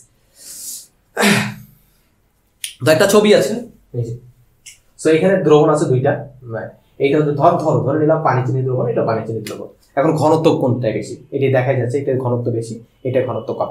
এখন এখানে মাঝখানে পর্দাটা কি, পর্দাটা হচ্ছে একটা অর্ধভেদ্য পর্দা। অভিশ্রবণের ক্ষেত্রে কি লাগে, অর্ধভেদ্য পর্দা। সো অর্ধভেদ্য পর্দা দিলে কি হবে, এই যে দেখো এখানে কি, এখানে হচ্ছে ঘনত্ব কম, এখানে ঘনত্ব বেশি। সো এখানে দ্রবণ, এই যে দ্রবণটা, এটা ধরো পানি এবং চিনি আছে, ধরি পানি প্লাস চিনি, এইটা হচ্ছে পানি প্লাস চিনি, পানি প্লাস চিনি। সো এখানে পানি কি, পানি হচ্ছে দ্রাবক, দ্রাবক এবং চিনি কি দ্রবণ। এইখানেও কি পানি দ্রাবক, দ্রাবক, চিনি কি দ্রবণ। পানি এবং চিনি বুঝতে। এখন এক্ষেত্রে অসমোসিসে কি করবে, অভিশ্রবণে কি করবে, এই যে দ্রাবকটা কম ঘনত্ব থেকে বেশি ঘনত্বের দিকে দৌড় দিবে, কম ঘনত্বের স্থান থেকে বেশি ঘনত্বের স্থানের দিকে এই যে বেপিত হবে বা চলে যাবে। সো একটা সার্টেন টাইম পর দেখা যাবে এই জায়গা থেকে দ্রাবকটা ওই দিকে চলে গেছে। এই যে এখানে অণুপরমাণু লেভেলের একটা ছবি, কি এটা জাস্ট ছবি দেওয়া আছে। সো এখানে দেখো এইগুলা, এই যে নীলগুলোর ভেতরে পানির অণু, এবং এই যে হলুদ রঙের গুলা, এই যে হলুদ রঙের গুলা, এগুলো হচ্ছে ধরো চিনির অণু বা দ্রবণ অণু, চিনির অণু বা দ্রবণ অণু, পানির অণু বা দ্রাবকের অণু। সো এইগুলো নীলগুলো হচ্ছে দ্রাবকের অণু, এবং এই যে কমলা রং বা হলুদ রঙের গুলো এগুলো হচ্ছে দ্রব অণু। সো এক্ষেত্রে কি উঠবে, এই যেখানে মাঝখানে যদি অর্ধবেদ্য পর্দা থাকে, এই যে দেখো, একটু পানি খেয়ে আমি সরি গলা শুকিয়ে গেছিল, একটু পানি খেয়েছি। আচ্ছা যাই হোক, যেটা বলছিলাম যে এখানে হচ্ছে পানির অণুগুলো কোনটা, পানির অণু বা দ্রাবক অণু হচ্ছে এই যে নীল রঙের যেটা, আর চিনি বা দ্রবণ হচ্ছে হলুদ রঙের গুলো, এটা এগুলো। সো অভিশ্রবণ বা একটা সার্টেন টাইপের কি হবে, অভিশ্রবণ ঘটবে, কারণ এখানে কি মাঝখানে একটা অর্ধভেদ্য পর্দা আছে, মাঝখানে যে পর্দাটা, সেই পর্দাটা হচ্ছে একটা অর্ধভেদ্য পর্দা। সো এক্ষেত্রে কি হবে, পানির অণুগুলো বা দ্রাবক অণুগুলো, পানির অণু বা দ্রাবক অণুগুলো ওই দিকে চলে যাবে। এখানে ঘনত্ব কম, এখানে ঘনত্ব বেশি, এখানে ঘনত্ব কম, এখানে ঘনত্ব বেশি, তার মানে এই জায়গা থেকে এইদিকে চলে যাবে, এই জায়গা থেকে এই দিকে চলে যাবে, এই জায়গা থেকে এইদিকে চলে যাবে। সিম্পল। একটা সার্টেন টাইপটা কি ঘটবে, এটার পরিমাণ কমে যাবে, এটার পরিমাণ বেড়ে যাবে। সো এখানে হচ্ছে একটু ভুল দেওয়া আছে, একটু চিন্তা করো তো, এখানে একটু চিন্তা করো, এখানে অ্যানিমেশনে কি ভুল আছে বলো তো। যাও এইখানে অ্যানিমেশনটা কি ভুল আছে এটা যদি বুঝাইতে পারো তোমরা। অভিশ্রবণ তো বুঝাইলাম, অভিশ্রবণের ক্ষেত্রে কি করবে, একই দ্রব এবং দ্রাবক বিশিষ্ট যদি দুইটা পদার্থ একটা অর্ধবেদ্য পর্দা দ্বারা আলাদা করা থাকে, তাহলে কম ঘনত্বের দ্রবণ থেকে বেশি ঘনত্বের দ্রবণের দিকে চলে যাবে। শুধুমাত্র দ্রাবকটা কম ঘনত্বের দ্রবণ থেকে বেশি ঘনত্বের দ্রবণের দিকে চলে যাবে। উদাহরণ কি কোথায়, এই যে একই দ্রব এবং দ্রাবক বিশিষ্ট দুটি ভিন্ন ঘনত্বের দ্রবণ একটি অর্ধবেদ্য পর্দা দ্বারা পৃথক থাকলে যে ভৌত প্রক্রিয়ায় দ্রাবক কম ঘনত্বের দ্রবণ থেকে অধিক ঘনত্বের দ্রবণের দিকে বেপিত হয় তাকে অভিশ্রবণ বা অসমোসিস ঘটে। সো এইখানে এই যে চিত্রটা, এই চিত্রটা পুরোপুরি ভুল, একেবারে ভুল, দুইটা ভুল। এই যে চিত্রটা ভুল, একেবারে ফুললি ভুল। কি ভুল বলো পারলে, এইটা যদি বলতে পারো, যাও এইটা যদি আমাদের গ্রুপে গিয়ে পোস্ট করতে পারো, আমি তাদেরকে প্রত্যেকের জন্য প্রাইজ থাকবে, যাও ছোট কোনো গিফট থাকলেও থাকবে, যাও বলে দিলাম, ট্রাই করো, যাও। ওকে, বুঝলাম তো অভিস্রবণ কি? একই দ্রব এবং দ্রাবক বিশিষ্ট দুইটি ভিন্ন ঘনত্বের দ্রবণ, এখানে চিন্তা করো একই দ্রব এবং দ্রাবক বিশিষ্ট দুইটা ভিন্ন ঘনত্ব দ্রবণ, ঘনত্ব ভিন্ন আছে, একটি অর্ধবেদ্য পর্দা দ্বারা পৃথক থাকলে, একটি অর্ধবেদ্য পর্দা দ্বারা পৃথক থাকলে যে ভৌত প্রক্রিয়ায় দ্রাবক, শুধুমাত্র দ্রাবকটা মানে পানিটা ক্ষেত্রে কম ঘনত্বের দ্রবণ থেকে অধিক ঘনত্বের দ্রবণের দিকে ব্যাপিত হয় তাকে অভিস্রবণ বা অসমোসিস বলে, অভিস্রবণ বা অসমোসিস বলে। ওকে, বুঝলাম। তারপর অভিস্রবণের উদাহরণ কি? ধরো অনেক সময় তোমাদের আমার আম্মু তো প্রায় রান্না করে, ফিরনি রান্না করে, সো ফিরনির ভিতর কি দেয়?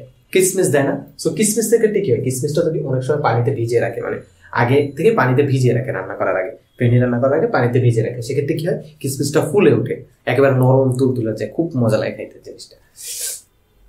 আচ্ছা, সো কিসমিস, আমার এখন জিভে জল চলে আসছে। আচ্ছা দেখো, সো কিসমিসটা একটা সার্টেন টাইমের এরকম তৈরি হয়। সো এটা কেন হয় আসলে এটা একটু বুঝি। ধরো প্রাথমিক অবস্থায় কিসমিসটা রাখলো, সো এইখানে দেখো এইখানে কি আছে? এটার ভিতর চিনি আছে না? পানি এবং চিনির দ্রবণ আছে। এইটা কি? এটা হচ্ছে পানি এবং চিনির দ্রবণ, এইটা হচ্ছে পানি এবং চিনির দ্রবণ, পানি পানি প্লাস চিনি, চিনি। কিসমিসের ভিতর কি? কিসমিসের ভিতর চিনি আছে না? কিসমিসের ভিতর তো গ্লুকোজ বা শর্করাই আছে। সো এটার ভিতর পানি এবং চিনি আছে, পানি এবং চিনি প্লাস চিনি, পানি এবং চিনির দ্রবণ আছে। বাট এটার ঘনত্ব কি? ঘনত্ব অনেক বেশি না? এটার ঘনত্ব অনেক বেশি না? সো এটার ঘনত্ব কিন্তু অনেক বেশি। এই যে কিসমিসটার ঘনত্ব ভিতরে, এটার ঘনত্ব অনেক বেশি। সো এইখানে এখানে দ্রাবক কোনটা? দ্রাবক কোনটা? দ্রাবক হচ্ছে পানি, দ্রব কোনটা? চিনি। এইখানে দ্রাবক কোনটা? পানি, দ্রব কোনটা? চিনি। এক্ষেত্রে কি করবে দেখো, এখন এই যে মাঝখানে যে বাইরে যে পর্দাটা, এটা হচ্ছে একটা অর্ধবেদ্য পর্দা। সো অর্ধবেদ্য পর্দা থাকলে কি হয়? দুই সাইডে একটা অর্ধবেদ্য পর্দা, দুই সাইডেই যদি একই ধরনের দ্রব এবং দ্রাবক দিয়ে দুইটা দ্রবণ থাকে এবং তাদের ঘনত্ব যদি ডিফারেন্স হয়, ঘনত্ব যদি সমান হয়, সেক্ষেত্রে কি ঘটবে? কম ঘনত্বের দ্রবণের দিকে বেশি ঘনত্বের দ্রবণের দিকে চলে যাবে, কম ঘনত্বের দ্রবণ থেকে দ্রাবক বেশি ঘনত্বের দ্রবণের দিকে যাবে। এখানে দ্রাবক কোনটা? পানি। পানি কি করবে? কম ঘনত্বের দ্রবণ থেকে বেশি ঘনত্বের দ্রবণের দিকে, বেশি ঘনত্ব মানে চিনির, মানে কি বলে, কিসমিসের ভিতরে ঢুকে যাবে। দ্যাটস ওয়াই কিসমিস একটা সার্টেন টাইপের এরকম ফুল এফেক্ট উঠে। বুঝছো? এই ক্লিয়ার, একেবারে সিম্পল। দাঁড়াও একটু রেস্ট নিই। তোমাদের কোনো কোশ্চেন থাকলে করতে পারো, তোমাদের যদি কোনো কোশ্চেন থাকে করতে পারো। একটু পানি খেয়ে আবার। অভিস্রবণ নিয়ে আর কোনো সমস্যা আছে? কমেন্টে লেখো তো অভিস্রবণ নিয়ে কোনো সমস্যা আছে কিনা। আচ্ছা, এরপর কি? এরপর হচ্ছে অভিস্রবণের গুরুত্ব লেখা আছে, এটা মুখস্থ করার জিনিস, তোমরা নিতে পারবা। বিভিন্ন প্রয়োজনীয় লবণ দ্রবীভূত অবস্থায় জীবকোষে প্রবেশ করে। জীবকোষের কোষাবরণ বা প্লাজমা পর্দা অর্ধবেদ্য পর্দা হিসেবে কাজ করে, মানে কোষাবরণ বা প্লাজমা পর্দা, পর্দার কথা, কোষ পর্দার কথা বলছি, কোষ পর্দা কি একটু আগে বুঝাইছি। সো অর্ধবেদ্য পর্দা হিসেবে কাজ করে। প্লাজমা পর্দা দিয়ে অভিস্রবণ প্রক্রিয়া পানিতে দ্রবীভূত বিভিন্ন খনিজ লবণ কোষের মধ্যে প্রবেশ করে বা বাইরে আসে, মানে অভিস্রবণ প্রক্রিয়া। কোষের বাইরে যে পর্দাটা থাকে, কোষ প্রাচীর এবং কোষ পর্দা একটু আগে বুঝাইছি। সো কোষ পর্দা যেটা বা প্লাজমা পর্দা, সেইটা দিয়ে অভিস্রবণ প্রক্রিয়ায় মানে কোষের ভিতরে অনেক কাজ তো জৈবিক ক্রিয়া সম্পন্ন হয় না, জৈবিক কাজ সম্পন্ন হয়, তার জন্য তো পানি দরকার হয়, তারপর হচ্ছে খনিজ লবণ দরকার হয়। এগুলো কিভাবে ভিতরে বাইরে আসে, এটা হচ্ছে অভিস্রবণ প্রক্রিয়া ক্ষেত্রে আসে। এখন বলো যে ভাই ব্যাপনের কথা বলছিলেন, হ্যাঁ বিভিন্ন ধরনের প্রক্রিয়া আছে। ব্যাপনের ক্ষেত্রে কিছু সংঘটিত হয়, মানে ব্যাপন দিয়ে কিছু হয়, তারপর হচ্ছে অভিস্রবণ দিয়ে কিছু হয়। সবগুলো ব্যাপারে ডিটেলসে তোমরা হচ্ছে মোস্ট প্রবলি ইন্টারে জানতে পারবো। আমি তোমাদের ওই যে বিখ্যাত স্যারের মতো বারবার বলতেছি, তোমরা পরবর্তী শ্রেণীতে জানতে পারবে। হ্যাঁ, পরবর্তী শ্রেণীতে জানতে জানতে আমার ভার্সিটি লাইফ শেষ হয়ে গেল, এখন অনেক কিছু জানতে পারিনি। ও আচ্ছা, আরেকটা লেখা আছে, এইটা কেন হুটহাট দিল এখানে স্লাইড অ্যাড করা আমি জানি না, বইতে মেবি আছে। কোষ অবস্থিত পানি এবং দ্রবীভূত খনিজ লবণকে একত্রে কোষ রস বা সংক্ষেপে রস বলে। মানে কোষের ভিতর যে পানি এবং খনিজ লবণের যে দ্রবণটা থাকে, এই যে পানি এবং খনিজ লবণকে একত্রে কোষ রস বলা হয় থাকে। এরপর হচ্ছে অভিস্রবণের গুরুত্ব কি? কোষের মধ্যে বিভিন্ন জৈব রাসায়নিক প্রক্রিয়া সচল রাখার জন্য অভিস্রবণের ভূমিকা গুরুত্বপূর্ণ। এই প্রক্রিয়ায় উদ্ভিদ এককোষী মূলরোম দিয়ে মাটি থেকে পানি এবং পানিতে দ্রবীভূত খনিজ লবণ শোষণ করতে পারে। কোষের রস স্ফীতি ঘটে, কাণ্ড পাতাকে সতেজ এবং খাড়া রাখতে সাহায্য করে। আচ্ছা, বুঝে এটা।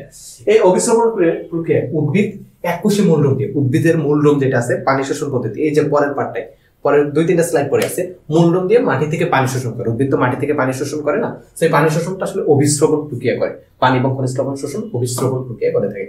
তারপরে এই যে অভিস্রবণ প্রক্রিয়া পানি শোষণ করে ফলে উদ্ভিদ যে কাণ্ড পাতা সতেজ থাকে। নাহলে ধরো তোমাদের অনেকের গাছ আছে, টবে গাছ আছে, তারা গ্রামে থাকো, তারা তো গাছ দেখো সবসময়। সো গাছে কি পানি না দিলে কি হয়? গাছ এরকম নেতাই পড়ে না, এরকম আমি আবির ভাই তোমার জন্য নেতাই নেতিয়ে যায়। প্লাগন করেছে, ভাই আপনি কেন নেতা হো কেন এত? ভাই বলতে অনেক কষ্ট, সিরিয়াসলি অনেক কষ্ট।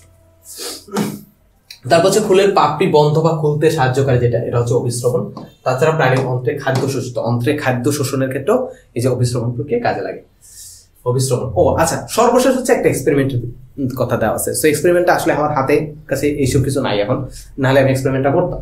তো ধরো তুমি হচ্ছে একটা স্ট্যান্ড নিবা, তারপর হচ্ছে কি ওইখানে কি বলা আছে ছিল, দাঁড়াও আমি একটু দেখি। আচ্ছা কিছু একটা ছিল, কনিক্যাল ফ্লাস্ক বা কিছু একটা ছিল, যাই হোক যে কিছু একটা কথা বলা হয়েছে। সো এরকম এটার দুই পাশে খোলা, এটার নলটার দুই পাশে খোলা। তোমাদের ওইখানে যেটা বলছে কনিক্যাল ফ্লাস্ক বা কিছু একটা বলছে বা বুরেট বলছে, কি বলছে আমি আসলে ঠিক মনে নেই এখানে কি দেওয়া আছে। জাস্ট এরকম তোমরা সিম্পলি বাসায় বসে করবা। আচ্ছা আর একটা কথা বলি, তোমাদের স্কুলে এক্সপেরিমেন্ট গুলো করে না, অনেক স্কুলে এক্সপেরিমেন্ট গুলো করে না, বাট স্যাররা কিন্তু বাধ্য এগুলো করাইতে, বিকজ সরকার থেকে টাকা দিয়ে এগুলো কেনানো হয়েছে। প্রত্যেকটা স্কুলে ম্যাক্সিমাম 90% হাই স্কুলে সবগুলো সিম্পল ইকুইপমেন্ট লাগে এক্সপেরিমেন্ট গুলো করতে। স্যারদের কাছে মানে একেবারে খুব ভদ্রভাবে রিকোয়েস্ট করবো যে স্যার এক্সপেরিমেন্ট গুলো আমাদের করাই দেখান। আমার বিশ্বাস তুমি যদি স্যারদেরকে বুঝাই বলো তাহলে স্যাররা এগুলো এক্সপেরিমেন্ট গুলো করাই দেখাবে। দেখো এক্সপেরিমেন্টটা সিম্পল এক্সপেরিমেন্ট, এটা কোনো ফেমাস এক্সপেরিমেন্ট না, বাট তোমাদের জন্য অনেক ইম্পর্টেন্ট। এই জন্য এটা কিন্তু ইউটিউবে খুব একটা ভিডিও পাওয়া যায়। সো যাদের স্কুলে এই টাইপের ইকুইপমেন্ট আছে অবভিয়াসলি ট্রাই করবা স্যারদের থেকে এটা করে দেখানো। আর নিজেরা যদি করতে চাও সিম্পলি এরকম একটা স্ট্যান্ড বানাই নেবা, তারপর হচ্ছে দুই পাশ খোলা এরকম একটা নল নিবা, এবং এই যে দুই পাশ খোলা। সো একটা পাশ কি করবা, ওই যে মাছের ফুলকা যেটা, মাছের পটকা যেটাকে বলা হয়, মাছের পটকা দিয়ে সুতা দিয়ে শক্ত করে বেঁধে দেবা। মাছের পটকা এরকম কই আসে না, এই যে মাছের পটকা দিয়ে এরকম বেঁধে দিবা, এই পাশটা বেঁধে দিবা। মানে কি বল, ধরো একটা নল। সো নলের ক্ষেত্রে ধরো, দাঁড়া আমি দেখাই, ওয়েট আমি দেখাচ্ছি, ওয়েট। ধরো এই হচ্ছে মাছের পটকাটা। সো এটা এরকম কেটে নিবা, কেটে নেওয়ার পর হচ্ছে এইভাবে, এই যে এইভাবে, এই যে এইভাবে এরকম করে এরকম এখানে সুতা দিয়ে বেঁধে দেবো, এখানে সুতা দিয়ে বেঁধে দেবো। তার মানে কি মাছের পর্দাকে অর্ধভেদ্য পর্দা হইল। এরপর কি, এরপর একটা পাত্র নিবা বা বিকার নিবা। এরপর এইখানে হচ্ছে এই যে এখানে হচ্ছে কি লাগবা, পানি রেখে দেবা, শুধুমাত্র পানি রেখে দেবা, শুধুমাত্র পানি রেখে দেবা। এবং এইখানে কি রাখবা, পানি এবং চিনির দ্রবণ রাখবা। এটার ভিতরে পানি এবং চিনির দ্রবণ রাখবা, এটার ভিতরে পানি এবং চিনির দ্রবণ রাখবা। তার মানে দেখো এইখানে ঘনত্ব বেশি থাকবে না, ঘনত্ব বা ডেন্সিটি বেশি থাকবে না। এইখানে কি ঘনত্ব বা ডেন্সিটি কম থাকবে না, ঘনত্ব বা ডেন্সিটি কম থাকবে। সো ঘনত্ব বা ডেন্সিটি কি একেবারে জিরো, পানির মানে অনুপাত কি একেবারে জিরো। সো এক্ষেত্রে কি হবে, একটা সার্টিন টাইম পর দেখবা এই যে এইখানে এই উচ্চতাটা বেড়ে গেছে। এক্ষেত্রে কি হয়েছে দেখো, এইখানে ধরো পানি যোগ চিনি, এখানে কি পানি এবং চিনি ছিল, দাঁড়াও দেখি ধরো একটু ওয়েট, আমাকে জাস্ট এক মিনিট সময় দাও, পানি এবং চিনি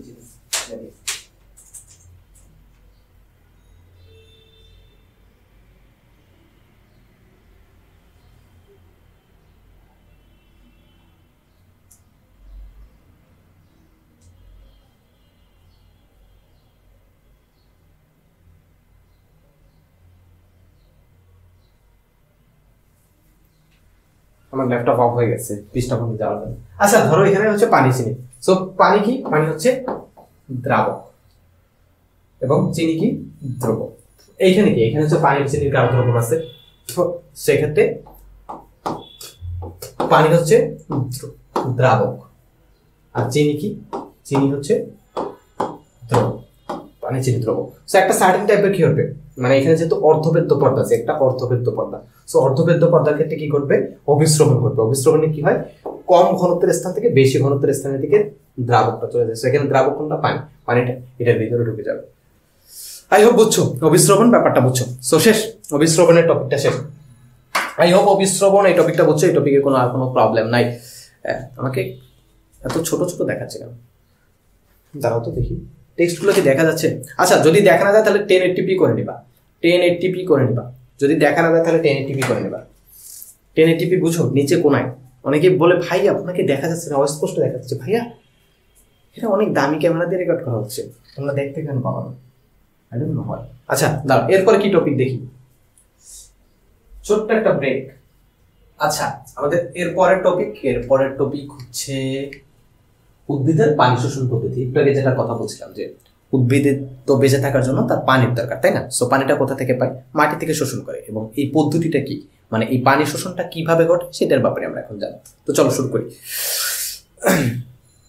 পানি শোষণ পদ্ধতি, উদ্ভিদের মূলে, এই যে মূলের মাঝখানে অনেক ধরনের ক্যাটার আছে। এই যে মূল একই নাম জাস্ট জানি শিকড়, তাই না? শিকড় কিন্তু শুধুমাত্র এইরকম না, এর ভিতরে অনেক ছোট ছোট সূক্ষ্ম সূক্ষ্ম জিনিস আছে। তো সেগুলোর মাধ্যমে আসলে পানি শোষণ করে। কিভাবে শোষণ করে সেটা একটু দেখতে পারি। এই যে উদ্ভিদের মূলরম বলে, যে একেবারে সরু যেই মূলগুলো আছে, মাথায় যে অংশগুলো থাকে সেগুলোকে মূলরম বলে।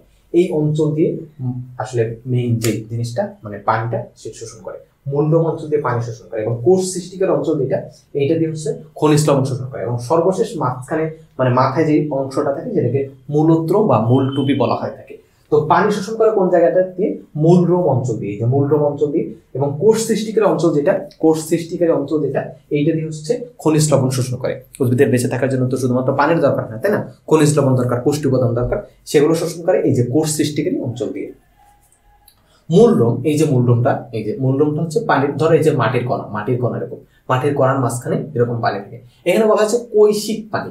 কৈশিক পানি, এখানে একটা জিনিস তোমাদের বুঝাই দিই। তোমাদের অনেকে বড়রা একেবারে ধরো ইন্টারমিডিয়েট আছে তারাও ভুল করে, অনেকে বলে কৌশিক নল, এরকম ফিজিক্সে বা পদার্থবিজ্ঞানে এবং কেমিস্ট্রিতে অনেক জিনিস দেখবা যে কৌশিক নালিকা বা এই টাইপের, বাট শব্দটা কৌশিক না, শব্দটা হচ্ছে কৈশিক। কৈশিক, কৈশিক শব্দটা হচ্ছে কেশ থেকে আসছে। কেশ মানে কি? কেশ মানে কি চুল, চুল কি সরু না? সো ওইটাই বোঝায়।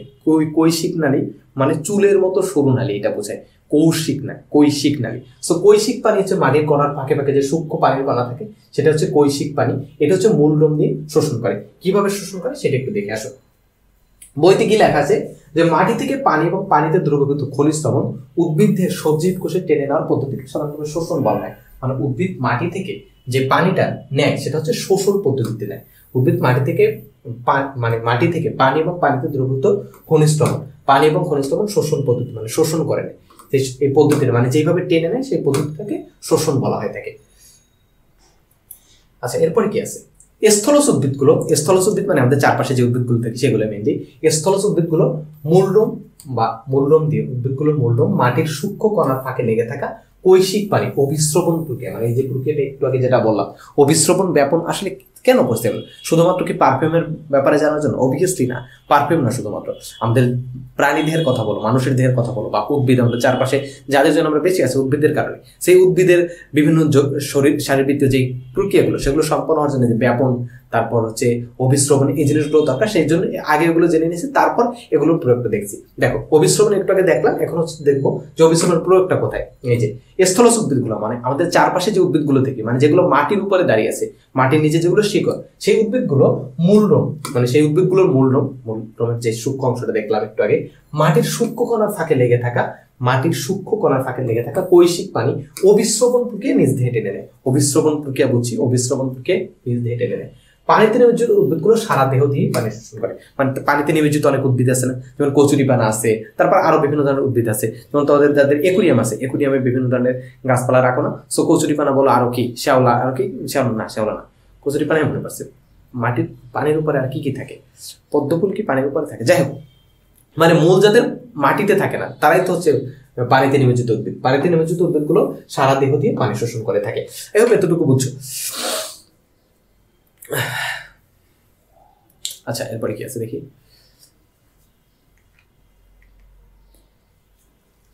আচ্ছা, বইতে কি লেখা আছে, বইয়ের টেক্সটগুলোই বলি এখানে, জাস্ট একটু বোঝার মতো খুব বেশি নেই। মূলরোমের প্রাচীরটি ভেদ্য, মানে মূলরোমের যে প্রাচীরটা আছে, মূলরোমের এই যে প্রাচীরটা, এটা হচ্ছে ভেদ্য পর্দা। ভেদ্য পর্দার ক্ষেত্রে কি পড়ছিলাম? ভেদ্য পর্দা দিয়ে সমস্ত দ্রাবক এবং দ্রব, দ্রাবক এবং দ্রব দুইটাই চলাচল করতে পারে। ভেদ্য পর্দা দিয়ে দ্রাবক এবং দ্রব দুইটাই চলাচল করতে পারে। দেখো, সিম্পল, বিজ্ঞানের জিনিসপত্র জানার কাজে লাগে না। এখন দেখো, একটু যেটা বললাম সেটা কিন্তু কাজে লাগতেছে, প্র্যাকটিক্যালি দেখতেছি আমরা, মানে আমাদের রিয়েল লাইফে কাজে লাগে, আমাদের নানান উদ্ভিদের তো কাজে লাগে, তাই না? মূলরোমের প্রাচীরটা ভেদ্য, তাই প্রথমে হচ্ছে ইমবাইবেশন প্রক্রিয়ায় পানি শোষণ করে। মানে যে মূলরোমের যে প্রাচীরটা আছে এটার মাধ্যমে পানি ভিতরে ইমবাইবেশন প্রক্রিয়ায় ভিতরে ঢোকে। ইমবাইবেশন প্রক্রিয়াটা কেমন? অনেকটা হচ্ছে ধরো স্পঞ্জ যেটা দেখো সোফার নিচে যেটা স্পঞ্জটা থাকে, এটাকে কি বলে? সোফার ফোম বলে না তোমরা? হ্যাঁ, ফোম বলো। তো ওই স্পঞ্জ টাইপের জিনিস যখন তুমি পানিতে ভিজাও তখন কি করে? পানিটা শোষণ করে নেয় না? ওই পদ্ধতিটা মানে ইমবাইবেশন প্রক্রিয়াটা অনেকটা এরকম। অবভিয়াসলি এরকম না, আবার বলে না জাভেদ ভাই বলছে বন্স দিয়ে তারপর হচ্ছে বা ফোম দিয়ে পানি টেনে নেওয়ার পদ্ধতি হচ্ছে ইমবাইবেশন, ব্যাপারটা এরকম না, জাস্ট বোঝানোর জন্য বলছি যে ইমবাইবেশন প্রক্রিয়ায় এই যে প্রাচীরটা দিয়ে ইমবাইবেশন প্রক্রিয়ায় পানি শোষণ করে। এরপর হচ্ছে কোষ প্রাচীরের নিচে অবস্থিত অর্ধবেদ্য প্লাজমা পর্দার সংস্পর্শে আসে। কোষ প্রাচীরের এর ভিতরে তো কোষ থাকে, তাই না? এর ভিতরে তো কোষ থাকে। এই যে কোষ প্রাচীরের নিচে অবস্থিত অর্ধবেদ্য প্লাজমা পর্দার সংস্পর্শে আসে। প্লাজমা পর্দা কি অর্ধবৃত্ত। এরপর কি ঘটে, মূলরোমের কেন্দ্রীয় দ্রবণের ঘনত্বের তুলনায়, মূলরোমের যে কেন্দ্রীয় দ্রবণ, ধরো এখানে মাঝখানে যে দ্রবণটা থাকে, মূলরোমের কেন্দ্রীয় দ্রবণের ঘনত্বের তুলনায় তার পরিবেশের দ্রবণের ঘনত্ব কম থাকে। ধরো চারপাশে যে ঘনত্ব, ধরো এইখানে হচ্ছে কেন্দ্রীয় দ্রবণ, একটা দ্রবণ আছে, তো কেন্দ্রীয় দ্রবণের ঘনত্বের তুলনায় কোষের মানে তার চারপাশের ঘনত্ব, চারপাশে যে দ্রবণ আছে, ধরো এই হচ্ছে মূলরোম, ধরো বুঝানোর জন্য বলছি, সো মাঝখানে ধরো কেন্দ্রীয় দ্রবণ কি বলছে, মেইন যে দ্রবণটা থাকবে, এটা ডিপে আমি যাচ্ছি না, যে মেইন যে দ্রবণটা থাকবে, কেন্দ্র বলতে মাঝখানে বোঝায়, বাট এটা এখানে মেইনলি যে দ্রবণটা থাকবে এইটার ঘনত্ব বেশি থাকে। এটাই বলছে যে মূলরোমের কেন্দ্রীয় দ্রবণের ঘনত্বের তুলনায় তার পরিবেশের দ্রবণের ঘনত্ব, মানে তার পরিবেশ মানে তার চারপাশের দ্রবণের ঘনত্ব কম থাকে। তাহলে কি ঘটবে, এখানে অভিস্রবণ ঘটবে না, এখানে যদি একটা পর্দা দেওয়া থাকে তাহলে সেক্ষেত্রে কি ঘটবে, অভিস্রবণ ঘটবে না।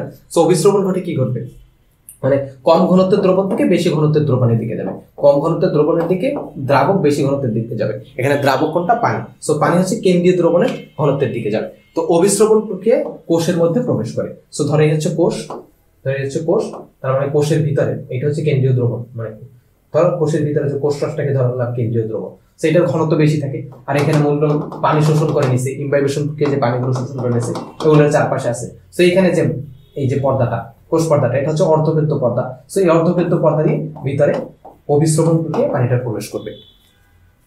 এরপর কি ঘটবে,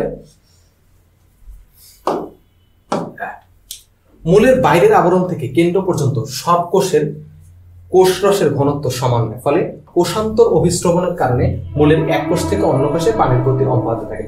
কি বলছে, যে মূলের বাইরের আবরণ থেকে, মূলের বাইরের আবরণ, এখানে একটা কোষ আছে, তারপর কি বলছে, কেন্দ্র পর্যন্ত, মানে ধরো একেবারে কেন্দ্র পর্যন্ত সব কোষের ঘনত্ব সমান হয়। ধরো এখানে কেন্দ্র আছে, তার মানে একটার পর একটা এরকম কোষ সাজায় না, সবগুলোর ঘনত্ব বা ডেনসিটি সমান হয়, মানে সবগুলোর কোষের ভিতরে যে জিনিসপত্রগুলো আছে, পানি এবং খনিজ লবণের দ্রবণ, যেটাকে কোষ রস বলি, সেটার ঘনত্ব সব জায়গায় সমান না। ধরো এই জায়গায় বেশি, তারপরে এই জায়গায় একটু কম, এই জায়গায় একটু কম, এই জায়গায় একটু কম, এই জায়গায় একটু কম। তার মানে কি হয়, পানির ক্ষেত্রে বা পানি বা দ্রাবক অভিস্রবণ প্রক্রিয়ায়, যেহেতু পর্দাগুলো অর্ধবৃত্ত, অভিস্রবণ প্রক্রিয়া এদিকে চলে আসবে। কারণ কি, অভিস্রবণ প্রক্রিয়া কি হয়, কম ঘনত্বের দ্রবণ থেকে বেশি ঘনত্বের দ্রবণের দিকে যায়। এগুলো এখানে ঘনত্ব কম, তার মানে এই ঘনত্ব থেকে এদিকে চলে যাবে। তার মানে কি হয়, কোষান্তর অভিস্রবণের কারণে এক কোষ থেকে অন্য কোষে পানির গতি অব্যাহত থাকে। এইটাই বুঝাইছে এখানে। ধরো এটা মাথা, একেবারে মূলের মাথা, এইখানে পানির পরিমাণ বেশি, তার মানে কি এখানে ঘনত্ব কম বা ডেনসিটি কম। তারপর এইটা একটু দূরে, তার মানে এটার ঘনত্ব একটু বেশি। তাহলে এক্ষেত্রে কি করবে, এখানে দ্রবণ মানে এই যে মাঝখানে যে পর্দাটা আছে, এই পর্দাটা কি অর্ধবৃত্ত পর্দা। তো অর্ধবৃত্ত পর্দার ক্ষেত্রে কি হয়, একটু আগে যেটা বলছি, অভিস্রবণ ঘটে। অভিস্রবণে কি হয়, এই যে দ্রাবক বা পানিটা এই জায়গায় কম ঘনত্বের দ্রবণ থেকে বেশি ঘনত্বের দ্রবণের দিকে এরকম চলাচল শুরু করবে। এটাই বলছে, এটা হচ্ছে কোষান্তর অভিস্রবণ। কোষান্তর মানে কি, এক কোষ থেকে আরেক কোষে যায়। এটা বলছে যে কোষান্তর অভিস্রবণের কারণে মূলের এক কোষ থেকে অন্য কোষে পানির গতি অব্যাহত থাকে, পানিটা চলাচল করে। পরিশেষে পানি কাণ্ডের জাইলেম বাহিকার মাধ্যমে, সো পানিটা এই যে ধরো মূলে চলাচল করে, কোনোভাবে যদি জাইলেমে পৌঁছাতে পারে, জাইলেম হচ্ছে পাতা নিয়ে যায়, জাইলেম হচ্ছে পরিবহন টিস্যু বলা হয়ে থাকে। তোমরা ধরো ঢাকা যারা থাকো, তারা হচ্ছে গ্রামের বাড়িতে যাও না ঈদের কোরবানির সময়, তখন কি হয়, সবচাইতে মেইন প্যারাটা কোনটা, তারা লঞ্চে যাও, লঞ্চ ঘাট সদরঘাট যাও পর্যন্ত প্যারা। তারপর হচ্ছে যারা বাসে যাও, ধরো চিটাগাং বরিশাল যেখানেই যাও, বা সিলেট যেখানেই যাও, তো বাস কাউন্টার কোথায়, সায়দাবাদ বা যেখানে হোক, মহাখালী যেখানে, ওই জায়গা পর্যন্ত যাওয়াই মেইন প্যারা না, ওই জায়গা পর্যন্ত যাই কিন্তু প্যারা। সিএনজি বাসা থেকে নামো, তারপর উপর থেকে নিচ পর্যন্ত নামো, তারপর সিএনজিতে তোলো, সিএনজি থেকে আবার বাসে তোলো, মানে কি মেইন জায়গাটা পর্যন্ত যাওয়াই প্যারা। সো এই যে উদ্ভিদের ক্ষেত্রেও পানি শোষণ পদ্ধতিটা এরকম, মূল থেকে এই যে মূলরোম থেকে একেবারে মূল পর্যন্ত এসে তারপর হচ্ছে জাইলেম পর্যন্ত আসাটাই প্যারা। জাইলেম পর্যন্ত কোনোভাবে যদি পৌঁছাতে পারে, জাইলেম সরাসরি একেবারে পাতায় পৌঁছাই দেয়। এইটা হচ্ছে মানে জাইলেম হচ্ছে পরিবহন টিস্যু বলা হয় থাকে। পরিবহন টিস্যু কি একটু পরে, জাস্ট 2 স্লাইড পরে বলছি। এরপর কি, এই যে মূলরোম থেকে আস্তে আস্তে মূল ত্বক ভেদ করে, তারপর হচ্ছে জাইলেমে পৌঁছে দিই, জাইলেমের মাধ্যমে ভিতরে পৌঁছে যায়। আচ্ছা, ইমবাইবেশন প্রক্রিয়াটার ব্যাপারে একটু বলছে যে অধিকাংশ কলয়েডধর্মী পদার্থই পানি গ্রহী। উদ্ভিদের বিভিন্ন ধরনের কলয়েডধর্মী পদার্থ বিদ্যমান, যেমন হচ্ছে স্টার্চ, সেলুলোজ, জিলেটিন ইত্যাদি। কলয়েডধর্মী পদার্থ মানে পানিগ্রাহী পদার্থ, মানে পানিকে শোষণ করতে যায়, যে স্পঞ্জের মতো যেগুলো বললাম। সো এরা হচ্ছে পানিধর্মী, মানে কি বলে, কলয়েডধর্মী পদার্থ বা পানিগ্রাহী। পানি দেখলেই মানে একটু করে খুব লোভ লাগে। তো এদের উদাহরণ দেওয়া আছে স্টার্চ, সেলুলোজ, জিলেটিন ইত্যাদি। এসব পদার্থ তাদের কলয়েডধর্মী গুণের জন্য পানি শোষণ করতে সক্ষম। কলয়েডধর্মী বিভিন্ন পদার্থ যে প্রক্রিয়ায় মানে যে প্রক্রিয়ায় নানা ধরনের তরল পদার্থ শোষণ করে সেটাকে ইমবাইবেশন বলে। মানে কলার ধর্মে যে পদার্থগুলো যে প্রক্রিয়ায় পানিটা শোষণ করে না সেটাকে ইমবাইবেশন প্রক্রিয়া বলা হয়ে থাকে। একটু আমি এটা বুঝেছি ইমবাইবেশন প্রক্রিয়া কি। আচ্ছা, আরেকটা কথা বলা আছে যে খনিজ লবণগুলো মাটিস্থ পানিতে দ্রবীভূত থাকলেও পানি শোষণের সঙ্গে উদ্ভিদের লবণ শোষণের কোনো সম্পর্ক নেই, দুটি প্রক্রিয়া ভিন্ন। মানে একটু আগে প্রথমে বলছিলাম যে পানি শোষণ প্রক্রিয়া একভাবে হয়, মানে উদ্ভিদ মাটি থেকে পানি একভাবে শোষণ করে, খনিজ লবণ আর একভাবে শোষণ করে। খনিজ লবণ হচ্ছে আয়ন আকারে শোষণ করে। তোমরা এখন পর্যন্ত আয়ন কি এটা জানো না। তোমরা যখন 6 নম্বর অধ্যায় 6 এবং 8 নম্বর অধ্যায় রাসায়নিক বিক্রিয়া ক নম্বর অধ্যায় পরমাণুর গঠন এবং রাসায়নিক বিক্রিয়া এই দুইটা চ্যাপ্টার যখন পড়বা তখন হচ্ছে এই যে আয়ন কি এরকম আছে Na+, Cl-, এগুলোর ব্যাপারে যখন জানবা তখন বুঝতে পারবা আয়ন কি এই আকারে শোষণ করে, সরাসরি শোষণ করে না। এইটাই বলছে যে খনিজ লবণগুলো মাটিস্থ পানিতে মানে মাটির যে পানিতে দ্রবীভূত থাকলেও পানি শোষণের সঙ্গে উদ্ভিদের লবণ শোষণের কোনো সম্পর্ক নেই। উদ্ভিদের লবণ শোষণ এবং পানি শোষণ প্রক্রিয়া দুইটা আলাদা। উদ্ভিদ কখনো লবণের সম্পূর্ণ অণুকে শোষণ করতে পারে না, লবণগুলো কেবল আয়ন হিসেবে শোষিত হয়। এটা যেটা বলা হচ্ছে উদ্ভিদ মাটির রস থেকে খনিজ লবণ শোষণ দুই ভাবে সম্পন্ন করে, একটা হচ্ছে সক্রিয় শোষণ আর একটা হচ্ছে নিষ্ক্রিয় শোষণ। সক্রিয় শোষণ নিষ্ক্রিয় শোষণ এটার ব্যাপারে খুব বেশি কিছু বলা নেই। সো এটা হচ্ছে মূল্যম অঞ্চল দ্বারা অভিস্রবণ প্রক্রিয়া পানি শোষণ করে, আর হচ্ছে কোষ সৃষ্টিকের অঞ্চল যেটা এই অঞ্চলটা এটাতে হচ্ছে সক্রিয় বা নিষ্ক্রিয় শোষণ পদ্ধতিতে খনিজ লবণ শোষণ করে। আই হোপ এটা বুঝছো উদ্ভিদের পানি শোষণ পদ্ধতি, উদ্ভিদের পানি এবং খনিজ লবণ শোষণ পদ্ধতি। আবার একটু রিভাইজ দিই কি কি পড়লাম প্রথম থেকে। উদ্ভিদের মূলের গঠন আমরা যেরকম দেখি ওইরকমই থাকে না, আরো কমপ্লেক্স থাকে। এই যে এরকম সূক্ষ্ম সূক্ষ্ম অংশে বিভক্ত থাকে, এই যে মাথাগুলোকে বলা হয় থাকে মূলরোম, এগুলোর মাধ্যমে পানি এবং খনিজ লবণ শোষণ করে। দুইটা পার্ট থাকে, মানে দুইটা অংশ এখানে ইন্ডিকেট করা আছে। একটা হচ্ছে মূলরোম অঞ্চল যেটা দিয়ে পানি শোষণ করে, আর কোষ সৃষ্টিকারী অঞ্চল এটা দিয়ে খনিজ লবণ শোষণ করে। এবং মাথায় একেবারে মাথায় যেটা থাকে মূলত্র বা মূলটুপি বলা থাকে মাথার অংশটাকে। এবং মূলরোম দিয়ে এই পানির কণা মানে মাটির কণার ফাঁকে ফাঁকে লেগে থাকা পানিগুলো শোষণ করে। আচ্ছা, তারপর আর কি পড়ছিলাম? তারপর হচ্ছে কিভাবে শোষণ করে, এই যে এটা পড়ছিলাম যে মূলরোম দিয়ে প্রথম হচ্ছে ইমবাইবেশন প্রক্রিয়া পানি টেনে নেয়, তারপর হচ্ছে অভিস্রবণ প্রক্রিয়া কোষে যায়, কোষ থেকে হচ্ছে কোষান্তর অভিস্রবণের কারণে হচ্ছে জাইলেম বাহিকায় পৌঁছায়, জাইলেমের মাধ্যমে পৌঁছায়, মানে গতির কারণে জাইলেম কোষে পৌঁছায় বা জাইলেম টিস্যুতে পৌঁছায়। সেখান থেকে জাইলেম টিস্যু হচ্ছে পরিবহন টিস্যু ও সরাসরি পাতায় পৌঁছে দেয়। এই তো আই হোপ এটা বুঝছো পানি শোষণ পদ্ধতি, আর কিছু নেই। ওকে, এরপর কি? এরপর হচ্ছে প্রচ্ছেদন, সর্বশেষ টপিক প্রচ্ছেদন। না, প্রচ্ছেদন পরে আরেকটা টপিক আছে, তারা আবার একটু রেস্ট নিই আমি। তারপর আমাদের এরপরের টপিক বা সর্বশেষ টপিক হচ্ছে প্রচ্ছেদন। ট্রান্সপিরেশন। প্রচ্ছেদন ব্যাপারটা কি? ধরো তুমি কোথাও দাওয়াতে গেলা, এখন তুমি অতিরিক্ত খাইলা, তারপর বাকি অংশ কি করবো? বমি করে ফেলাতে হবে, তাই না? আর একভাবে ফেলাবো, বর্জ্য পদার্থ আকারে ফেলে দিবা একটা সার্টেন টাইম বা হজম করার পর। বা অতিরিক্ত খাইলে, যেটা অতিরিক্ত খাও ওইটা কি? যেটা বর্জ্য পদার্থ নিচ দিকে বের করো সেটা কি? সেটা হচ্ছে মানে স্বাভাবিক প্রক্রিয়া, বর্জ্য পদার্থ হিসেবে বের হয়। বাট যেটা বমি করে বের হয় সেটা হচ্ছে অতিরিক্ত যেই পানিটা বা অতিরিক্ত যে খাবারটা খাইলে ওইটা। উদ্ভিদের ক্ষেত্রে ব্যাপারটা সেম। উদ্ভিদ কি করে? মূল দিয়ে মাটি থেকে পানি এবং খনিজ লবণ শোষণ করে। এখন অতিরিক্ত যে পানিটা শোষণ করে ওইটা কি করবে? ওইটা বাইরে বের করে দেওয়া লাগবে। সো ওইটা বাইরে যে বের করে দেওয়ার প্রক্রিয়াটা সেটা হচ্ছে প্রচ্ছেদন বা ট্রান্সপিরেশন। এখন একটা ইন্টারেস্টিং ব্যাপার হচ্ছে উদ্ভিদ যে পানি শোষণ করে তার 99%ই বাইরে বের করে দেয়, ভিতরে রাখে না। এখন আই ডোন্ট নো হোয়াই আল্লাহ আমাদেরকে এরকম করে বানাইছে, উদ্ভিদকে এরকম করে বানাইছে যে যেইটুকু পানি শোষণ করে তার 99% বাইরে বের করে দেয়, জাস্ট 1% ইউজ করে। সো আসো প্রচ্ছেদন বা ট্রান্সপিরেশন ব্যাপারটা বলি।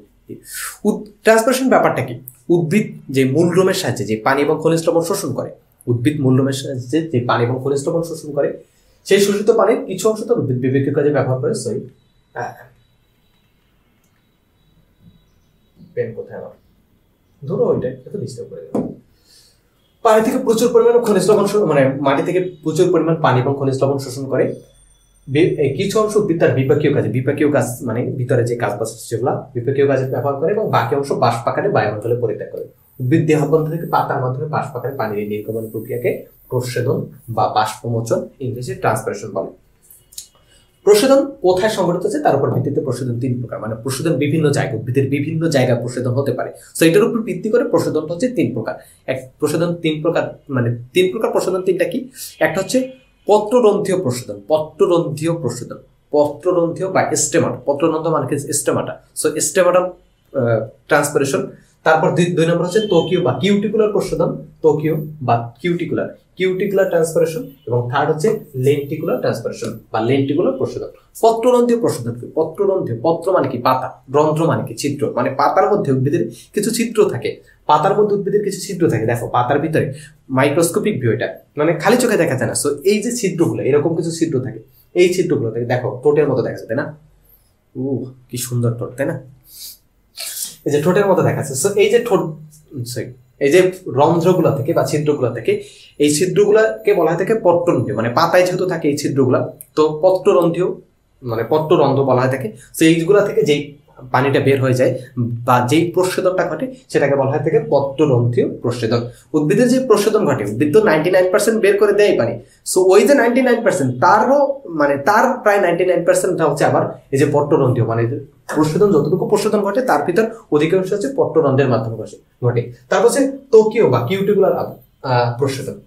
সো উদ্ভিদের ত্বকে কিউটিকেলের আবরণ থাকে, উদ্ভিদের ত্বকে অনেক সময় কিউটিকেলের আবরণ থাকে। সো ওই কিউটিকল ভেদ করে কিছু পানি বাইরে বের হয়ে যায়, সেটাকে কিউটিকুলার প্রশোধন বলা হয় থাকে। তারপর সর্বশেষ হচ্ছে লেন্টিকুলার প্রশোধন। লেন্টিকুলার প্রশোধন হচ্ছে লেন্টিসেল থেকে, উদ্ভিদের কাণ্ডে, এই যে কাণ্ডে বা বাকলে অনেক সময় যে কাণ্ড বা বাকলের ত্বক ফেটে যায়, ফেটে গিয়ে যে ছিদ্রগুলো তৈরি সেগুলোকে বলা হয় থাকে লেন্টিসেল। সেগুলোকে কি বলা হয় থাকে? লেন্টিসেল। এই লেন্টিসেল দিয়ে যে পানিটা বের হয়ে যায় সেটাকে, বা যেই লেন্টিসেল দিয়ে যে প্রস্বেদনটা ঘটে সেটাকে বলা হয় থাকে লেন্টিকুলার ট্রান্সপিরেশন বা লেন্টিকুলার প্রস্বেদন। হ্যাঁ, এই যে লেন্টিসেল থেকে যেটা হয় সেটা হচ্ছে লেন্টিকুলার প্রস্বেদন। এরপর কি? এরপর হচ্ছে একটা এক্সপেরিমেন্ট কথা বলা আছে, এটা তোমরা চাইলে করতে পারো বাসায়। এটা যদি আমার মানে কি বলে টাইম থাকতো তাহলে আমি করে দেখাইতাম। এইটা আগের মতো বলছি, এটা যদি কেউ করে থাকো অবভিয়াসলি আমাদের গ্রুপে বা পেজে যে কোনো জায়গায় আমাদের জানাইলে হবে যে জানাইছো এটা, এবং আমার ছবিগুলো আমাদেরকে পাঠানোর চেষ্টা করবো। আমাদের ডিসক্রিপশন কমেন্টে সবকিছু দেওয়া থাকে। সো এক্সপেরিমেন্টটা কিরকম? দুইটা টব নিবা, একই গাছ একই জায়গায় দুইটা টব নিবা, তারপর হচ্ছে একটা গাছের পাতাগুলো সব ফেলে দিবা, আর একটা গাছ, এই মশা, প্রচুর মশা, এই বাইরে মশা নিয়ে একটা এক্সপেরিমেন্ট করবো আমি, আমাদের চ্যানেলের শর্টস দিয়ে দেখতে পারো। আচ্ছা, তো একটু প্রমোশন করলাম। প্রমোশন তো সবাই করে ভাই, সমন্বয়করা এখন গিয়ে টিভি থেকেও প্রমোশন করে, নিজের এসিএস গ্রুপের প্রমোশন করে। ওই দিন দেখলাম হাসনাত আব্দুল্লাহ এসিএস গ্রুপের প্রমোশন যমুনা টিভি থেকেই করতেছে, আর আমি নিজের চ্যানেলে একটু বললাম, তা দেখিয়েছি। যাই হোক, সো একটা গাছের থেকে পাতাগুলো ফেলে দিবা, আর একটা গাছের পাতাগুলো সেম রাখবা। তারপর কি করবা? দুইটা গাছকে পলিথিন দিয়ে মরে দিবা, তারপর হচ্ছে রোদে রেখে দিবা। একটা সার্টেন টাইম পর বা কিছু সময় পর দেখবা যে এইটার গায়ে বিন্দু বিন্দু পানি জমা হয়েছে এবং এইটার গায়ে কিছু জমা হয়নি, মানে যেটা পাতা নেই জমা হয়নি। তো এক্ষেত্রে কি বুঝলাম? যে এই জায়গা থেকে কোনোভাবে পানি বের হয়েছে। এই পানিটা কোথা থেকে আসলো? উদ্ভিদের যে প্রস্বেদনটা ঘটলো সেটার মাধ্যমে হয়েছে। এখন প্রস্বেদন এখানে কেন ঘটলো না? কারণ এখানে পাতা নাই, পাতার মাধ্যমে তো মেইনলি প্রস্বেদনটা ঘটে থাকে। তো এখানে পাতা নেই, এই জন্য প্রস্বেদনটা ঘটে নেই। এখানে পাতা আছে, এই পাতার যে পত্ররন্ধ্র, পাতার যে ছিদ্রগুলো যেটাকে পত্ররন্ধ্র বলা হয় থাকে, এই পত্ররন্ধ্রের মাধ্যমে প্রস্বেদনটা করছে, এই জন্য এখানে পানি জমা হয়েছে। এবং এটা চাইলে ট্রাই করতে পারো। আচ্ছা, এরপরে কি আছে দেখি। এরপরে হচ্ছে প্রস্বেদনের গুরুত্ব। অনেকগুলো লাইন লেখা আছে যে উদ্ভিদের জীবনে প্রস্বেদন একটি অনিবার্য প্রক্রিয়া, মানে প্রস্বেদন দরকারি। প্রস্বেদন না হলে ধরো সারাক্ষণ খাইতেছো, মানে ভিতর থেকে কিছু বের হইতেছে না, তাহলে কি আবার মোট খেয়ে মরে যাবা না? এরকম। আমার এক ফ্রেন্ড আছে ভাই, ও সারা না খায় না, তারপর কেন জানি ফলে। আমি অনেক বেশি খাই, তারপর আমি কেন মোট হই না জানি না ভাই। উদ্ভিদের জীবনে প্রস্বেদন একটি অনিবার্য প্রক্রিয়া, মানে প্রস্বেদন দরকার, এটা লাগবেই। প্রস্বেদনের ফলে উদ্ভিদ দেহ থেকে প্রচুর পরিমাণ পানি বাষ্প আকারে বের হয়ে যায়, এতে উদ্ভিদের মৃত্যু করতে পারে। তাই আপাতত দৃষ্টিতে উদ্ভিদকে আবার মশা ভাই উদ্ভিদের জীবনে প্রস্বেদনকে ক্ষতিকর প্রক্রিয়া বলে মনে হয়। এজন্য প্রস্বেদনকে বলা হয় থাকে উদ্ভিদের একটি, এই এখানে ফন্ট চেঞ্জ হয়ে গেছে, নেসেসারি ইভেল, মানে অনিবার্য অমঙ্গল বলা হয় থাকে, যেটাকে নেসেসারি ইভেল বলা হয় থাকে, মানে যেই ক্ষতিটা দরকার। এটা এরকম ধরো উদ্ভিদ দেহ থেকে পানি বাষ্প আকারে বের, মানে অনেক সময় অতিরিক্ত পানি বের হয়ে যায়, সেক্ষেত্রে কি হবে? উদ্ভিদের মৃত্যু ঘটবে। বাট প্রস্বেদন যদি না ঘটে সেক্ষেত্রে কি? সেক্ষেত্রে উদ্ভিদ কিন্তু বাঁচতে পারবে। অনেক সময় ডায়রিয়ার ক্ষেত্রে কি হয়? ডায়রিয়া হলে কি হয়? মানুষের ক্ষেত্রেও সেম হয়, তাই না? মানুষের ক্ষেত্রে প্রস্বেদন বলতে পারো যে মানুষের বর্জ্য পদার্থ নিষ্কাশন, যেটা ওইটা মানুষের বর্জ্য পদার্থ নিষ্কাশনের ক্ষেত্রে কি হয়? ধরো ডায়রিয়া, তখন কি হয়? খুব বেশি পরিমাণ পানি বাইরে বের হয়ে যায়, সেক্ষেত্রে কি হয়? শরীর পানি শূন্যতায় ভোগে। শরীর পানি শূন্যতায় ভোগে, অনেক সময় অনেকে মারা যায়। উদ্ভিদের ক্ষেত্রেও ব্যাপারটা এরকম, অনেক সময় মারা যেতে পারে। বাট এই জন্য যদি মানুষের বর্জ্য নিষ্কাশন পদ্ধতিটাকে বন্ধ করে রাখা হয় তাহলে তো হবে না, তাই না? তো এইটাই বুঝেছে এখানে। প্রস্বেদনকে বলা উদ্ভিদের জন্য একটি নেসেসারি ইভেল, তবে প্রস্বেদন উদ্ভিদের জীবনে খুবই গুরুত্বপূর্ণ। তারপর প্রস্বেদনের বৈশিষ্ট্য লেখা আছে। প্রস্বেদনের ফলে উদ্ভিদ তার দেহ থেকে পানিকে বের করে অতিরিক্ত পানির চাপ থেকে মুক্ত করে। আমরা যেরকম অতিরিক্ত পানির চাপ থেকে মুক্ত করি, সেরকম উদ্ভিদও নিজেকে মুক্ত করে। কোষছেদন শুরু করছি। প্রচ্ছেদনের ফলে কোষরাশের ঘনত্ব বৃদ্ধি পায়। কোষরাশের ঘনত্ব বৃদ্ধি অন্ত অভিস্রবণের সহায়ক হয়ে উদ্ভিদকে পানি এবং খনিজ লবণ শোষণে সাহায্য করে। আচ্ছা, এটা বুঝে, প্রচ্ছেদনের ফলে কোষরাশের ঘনত্ব বৃদ্ধি পায়। কোষরস কি? কোষের ভিতরে যে পানি এবং খনিজ লবণ দ্রবণ থাকে সেটাকে কোষরস বলা হয় থাকে। তো কোষরসের ঘনত্ব কিভাবে বৃদ্ধি পায়? এখান থেকে যদি পানি বের হয়ে যায়, ধরো এখানে পানি আছে 1 লিটার, ধরো 1 লিটার, এবং চিনি না তো লবণ আছে 200 গ্রাম। এখন কি এখানে ধরো একটা ঘনত্ব আছে, একটা ডেনসিটি আছে।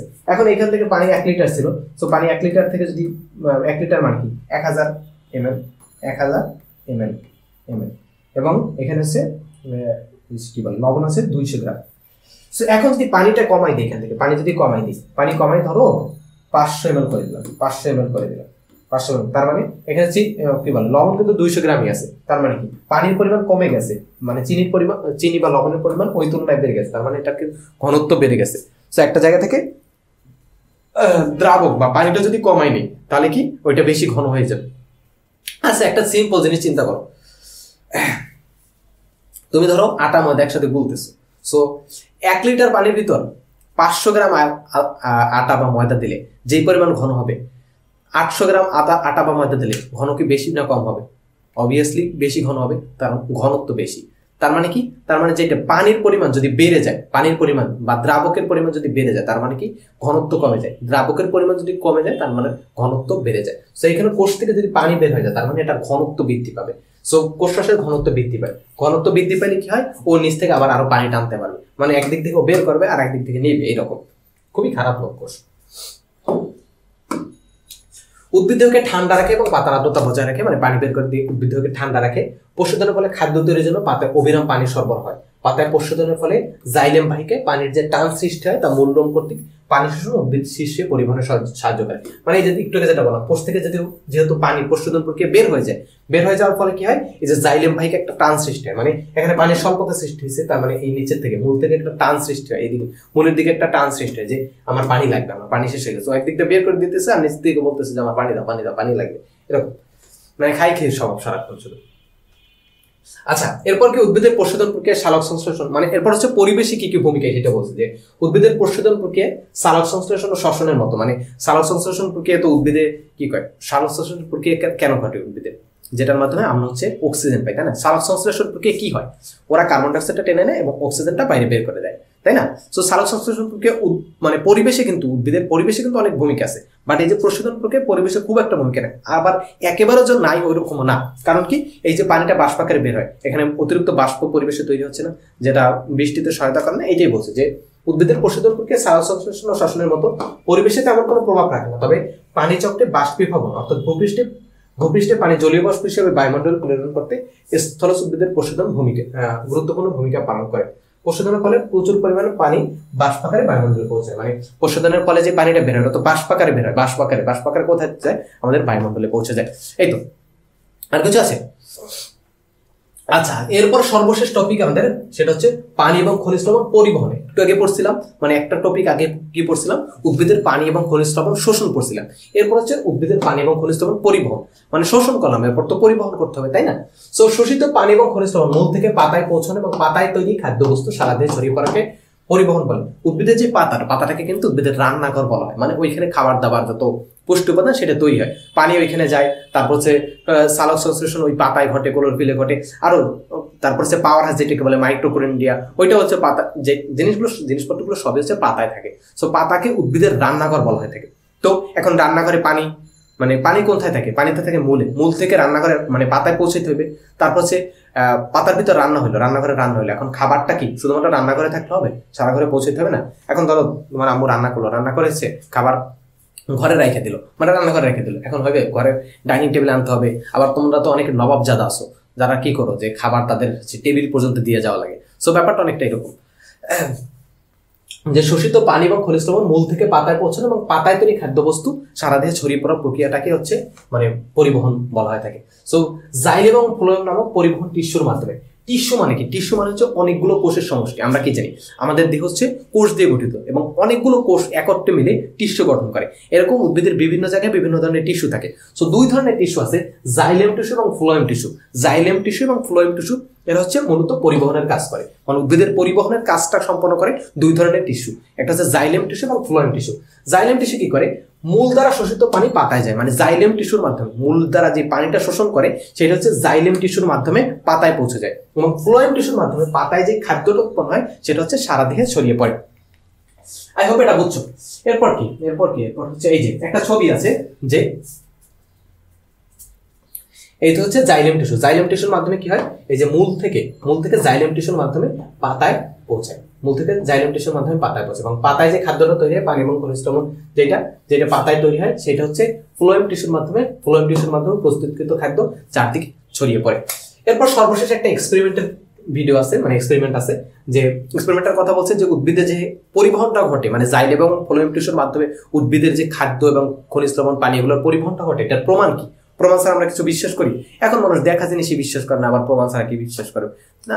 ওই যে একটা নাটক ছিল না, কি নাটক, ওই নাটকে একটা ডায়লগ ছিল না, যে কি বলে, কি জানো, একজন বলতেছিল যে আপনার বাবা রাজাকার ছিল, বলে এখন দেখা জিনিসই মানুষ বিশ্বাস করে না, আবার আসছে 10 বছর আগে 50 বছর আগে শোনা জিনিসটা, এইটা নাটকটার নাম আসলে মনে, যাই হোক।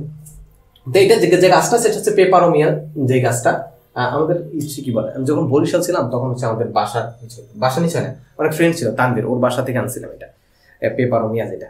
আচ্ছা যাই, সো এই যে গাছটা, এক্ষেত্রে কি করতে হবে, দুইটা বোতল নিতে হবে, এবং দুইটা বোতল নিয়ে একটা হচ্ছে নর্মাল পানি রাখতে হবে, আর একটা হচ্ছে লাল ফুড কালার দাও, যে কালার দাও, তারপর হচ্ছে দুইটা পেপারোমিয়া গাছ যদি রাখো, একটা সার্টেন টাইম পর কি দেখবা, যে এই যে লাল রঙের ভিতর, মানে লাল রঙের বোতলে যেটা রাখছো এটা লাল হয়ে গেছে, অনেকটা এরকম, এই যে এরকম দেখো, একেবারে রিয়েল পিকচারটা, এই যে দেখো এরকম লাল রঙের ভিতর রাখছে, দেখো পুরো পাতায় পাতায় চলে গেছে। এ থেকে কি প্রমাণ হয়, এই যে রংটা বা এখানে যে পানিটা থাকে মূলের মাধ্যমে সারা দেহে ছড়িয়ে পড়ে। আই হোপ তোমরা বুঝছো। আচ্ছা, এখানে এই ল্যাপটপ চেঞ্জ করছি, এটারও চার্জ শেষ হয়ে গেছে। ভাই কি হয়েছে আজকে, আমার দিনই মেবি খারাপ। আচ্ছা যাই হোক, সো আই হোপ এই অধ্যায়টা তোমরা বুঝছো, ভালোভাবে বুঝছো একেবারে। আমি সর্বোচ্চ চেষ্টা করছি যতটা ভিডিও অ্যাড করার, যতটা মজা করে পড়ানোর জন্য। সো এই তো, হোপফুলি তোমরা ভালোভাবে বুঝছো।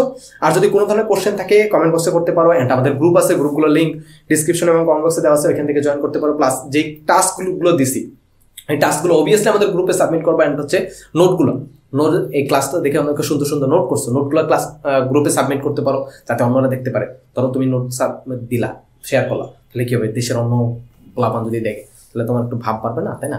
তো আচ্ছা, তারপর হচ্ছে এখন দেখো অনেক ধরনের কোশ্চেন থাকতে পারে। এখন ইউটিউবের কমেন্টে তো সমস্ত কোশ্চেনের অ্যান্সার দেওয়া যায় না, সেক্ষেত্রে কি করতে পারো, তুমি অন্যদের কাছে জিজ্ঞেস করতে পারো। তারপর আমাদের সাথে পার্সোনালি কানেক্ট করার ক্ষেত্রে কি করতে হবে, অবভিয়াসলি গ্রুপে পেজে জয়েন করতে হবে। সো গ্রুপে পেজে, ফেসবুক গ্রুপ পেজে এন্ড সব জায়গায় জয়েন করে নাও। হোপফুলি দেখা হবে পরবর্তী কোনো ক্লাসে। কোনো ভুল থাকলে সেটাও বলতে পারো, অবভিয়াসলি টাস্কগুলো যেগুলো বলছি পুরো ক্লাসে, অবভিয়াসলি টাস্কগুলো সাবমিট করার ট্রাই করবা, ভালোভাবে পড়ার ট্রাই করবা। এই তো, আজকে কোনো মোটিভেশনাল কথাবার্তা বলতে ইচ্ছা করতেছে না, প্রচুর টায়ার্ড লাগতেছে। সো হোপফুলি দেখা হবে পরবর্তী কোনো ভিডিওতে। প্রথমত ভালো থাকো, সুস্থ থাকো, অ্যান্ড নতুন বাংলাদেশের সবাইকে নিয়ে একসাথে ভালো থাকার চেষ্টা করো। আশা করি আবার দেখা হবে।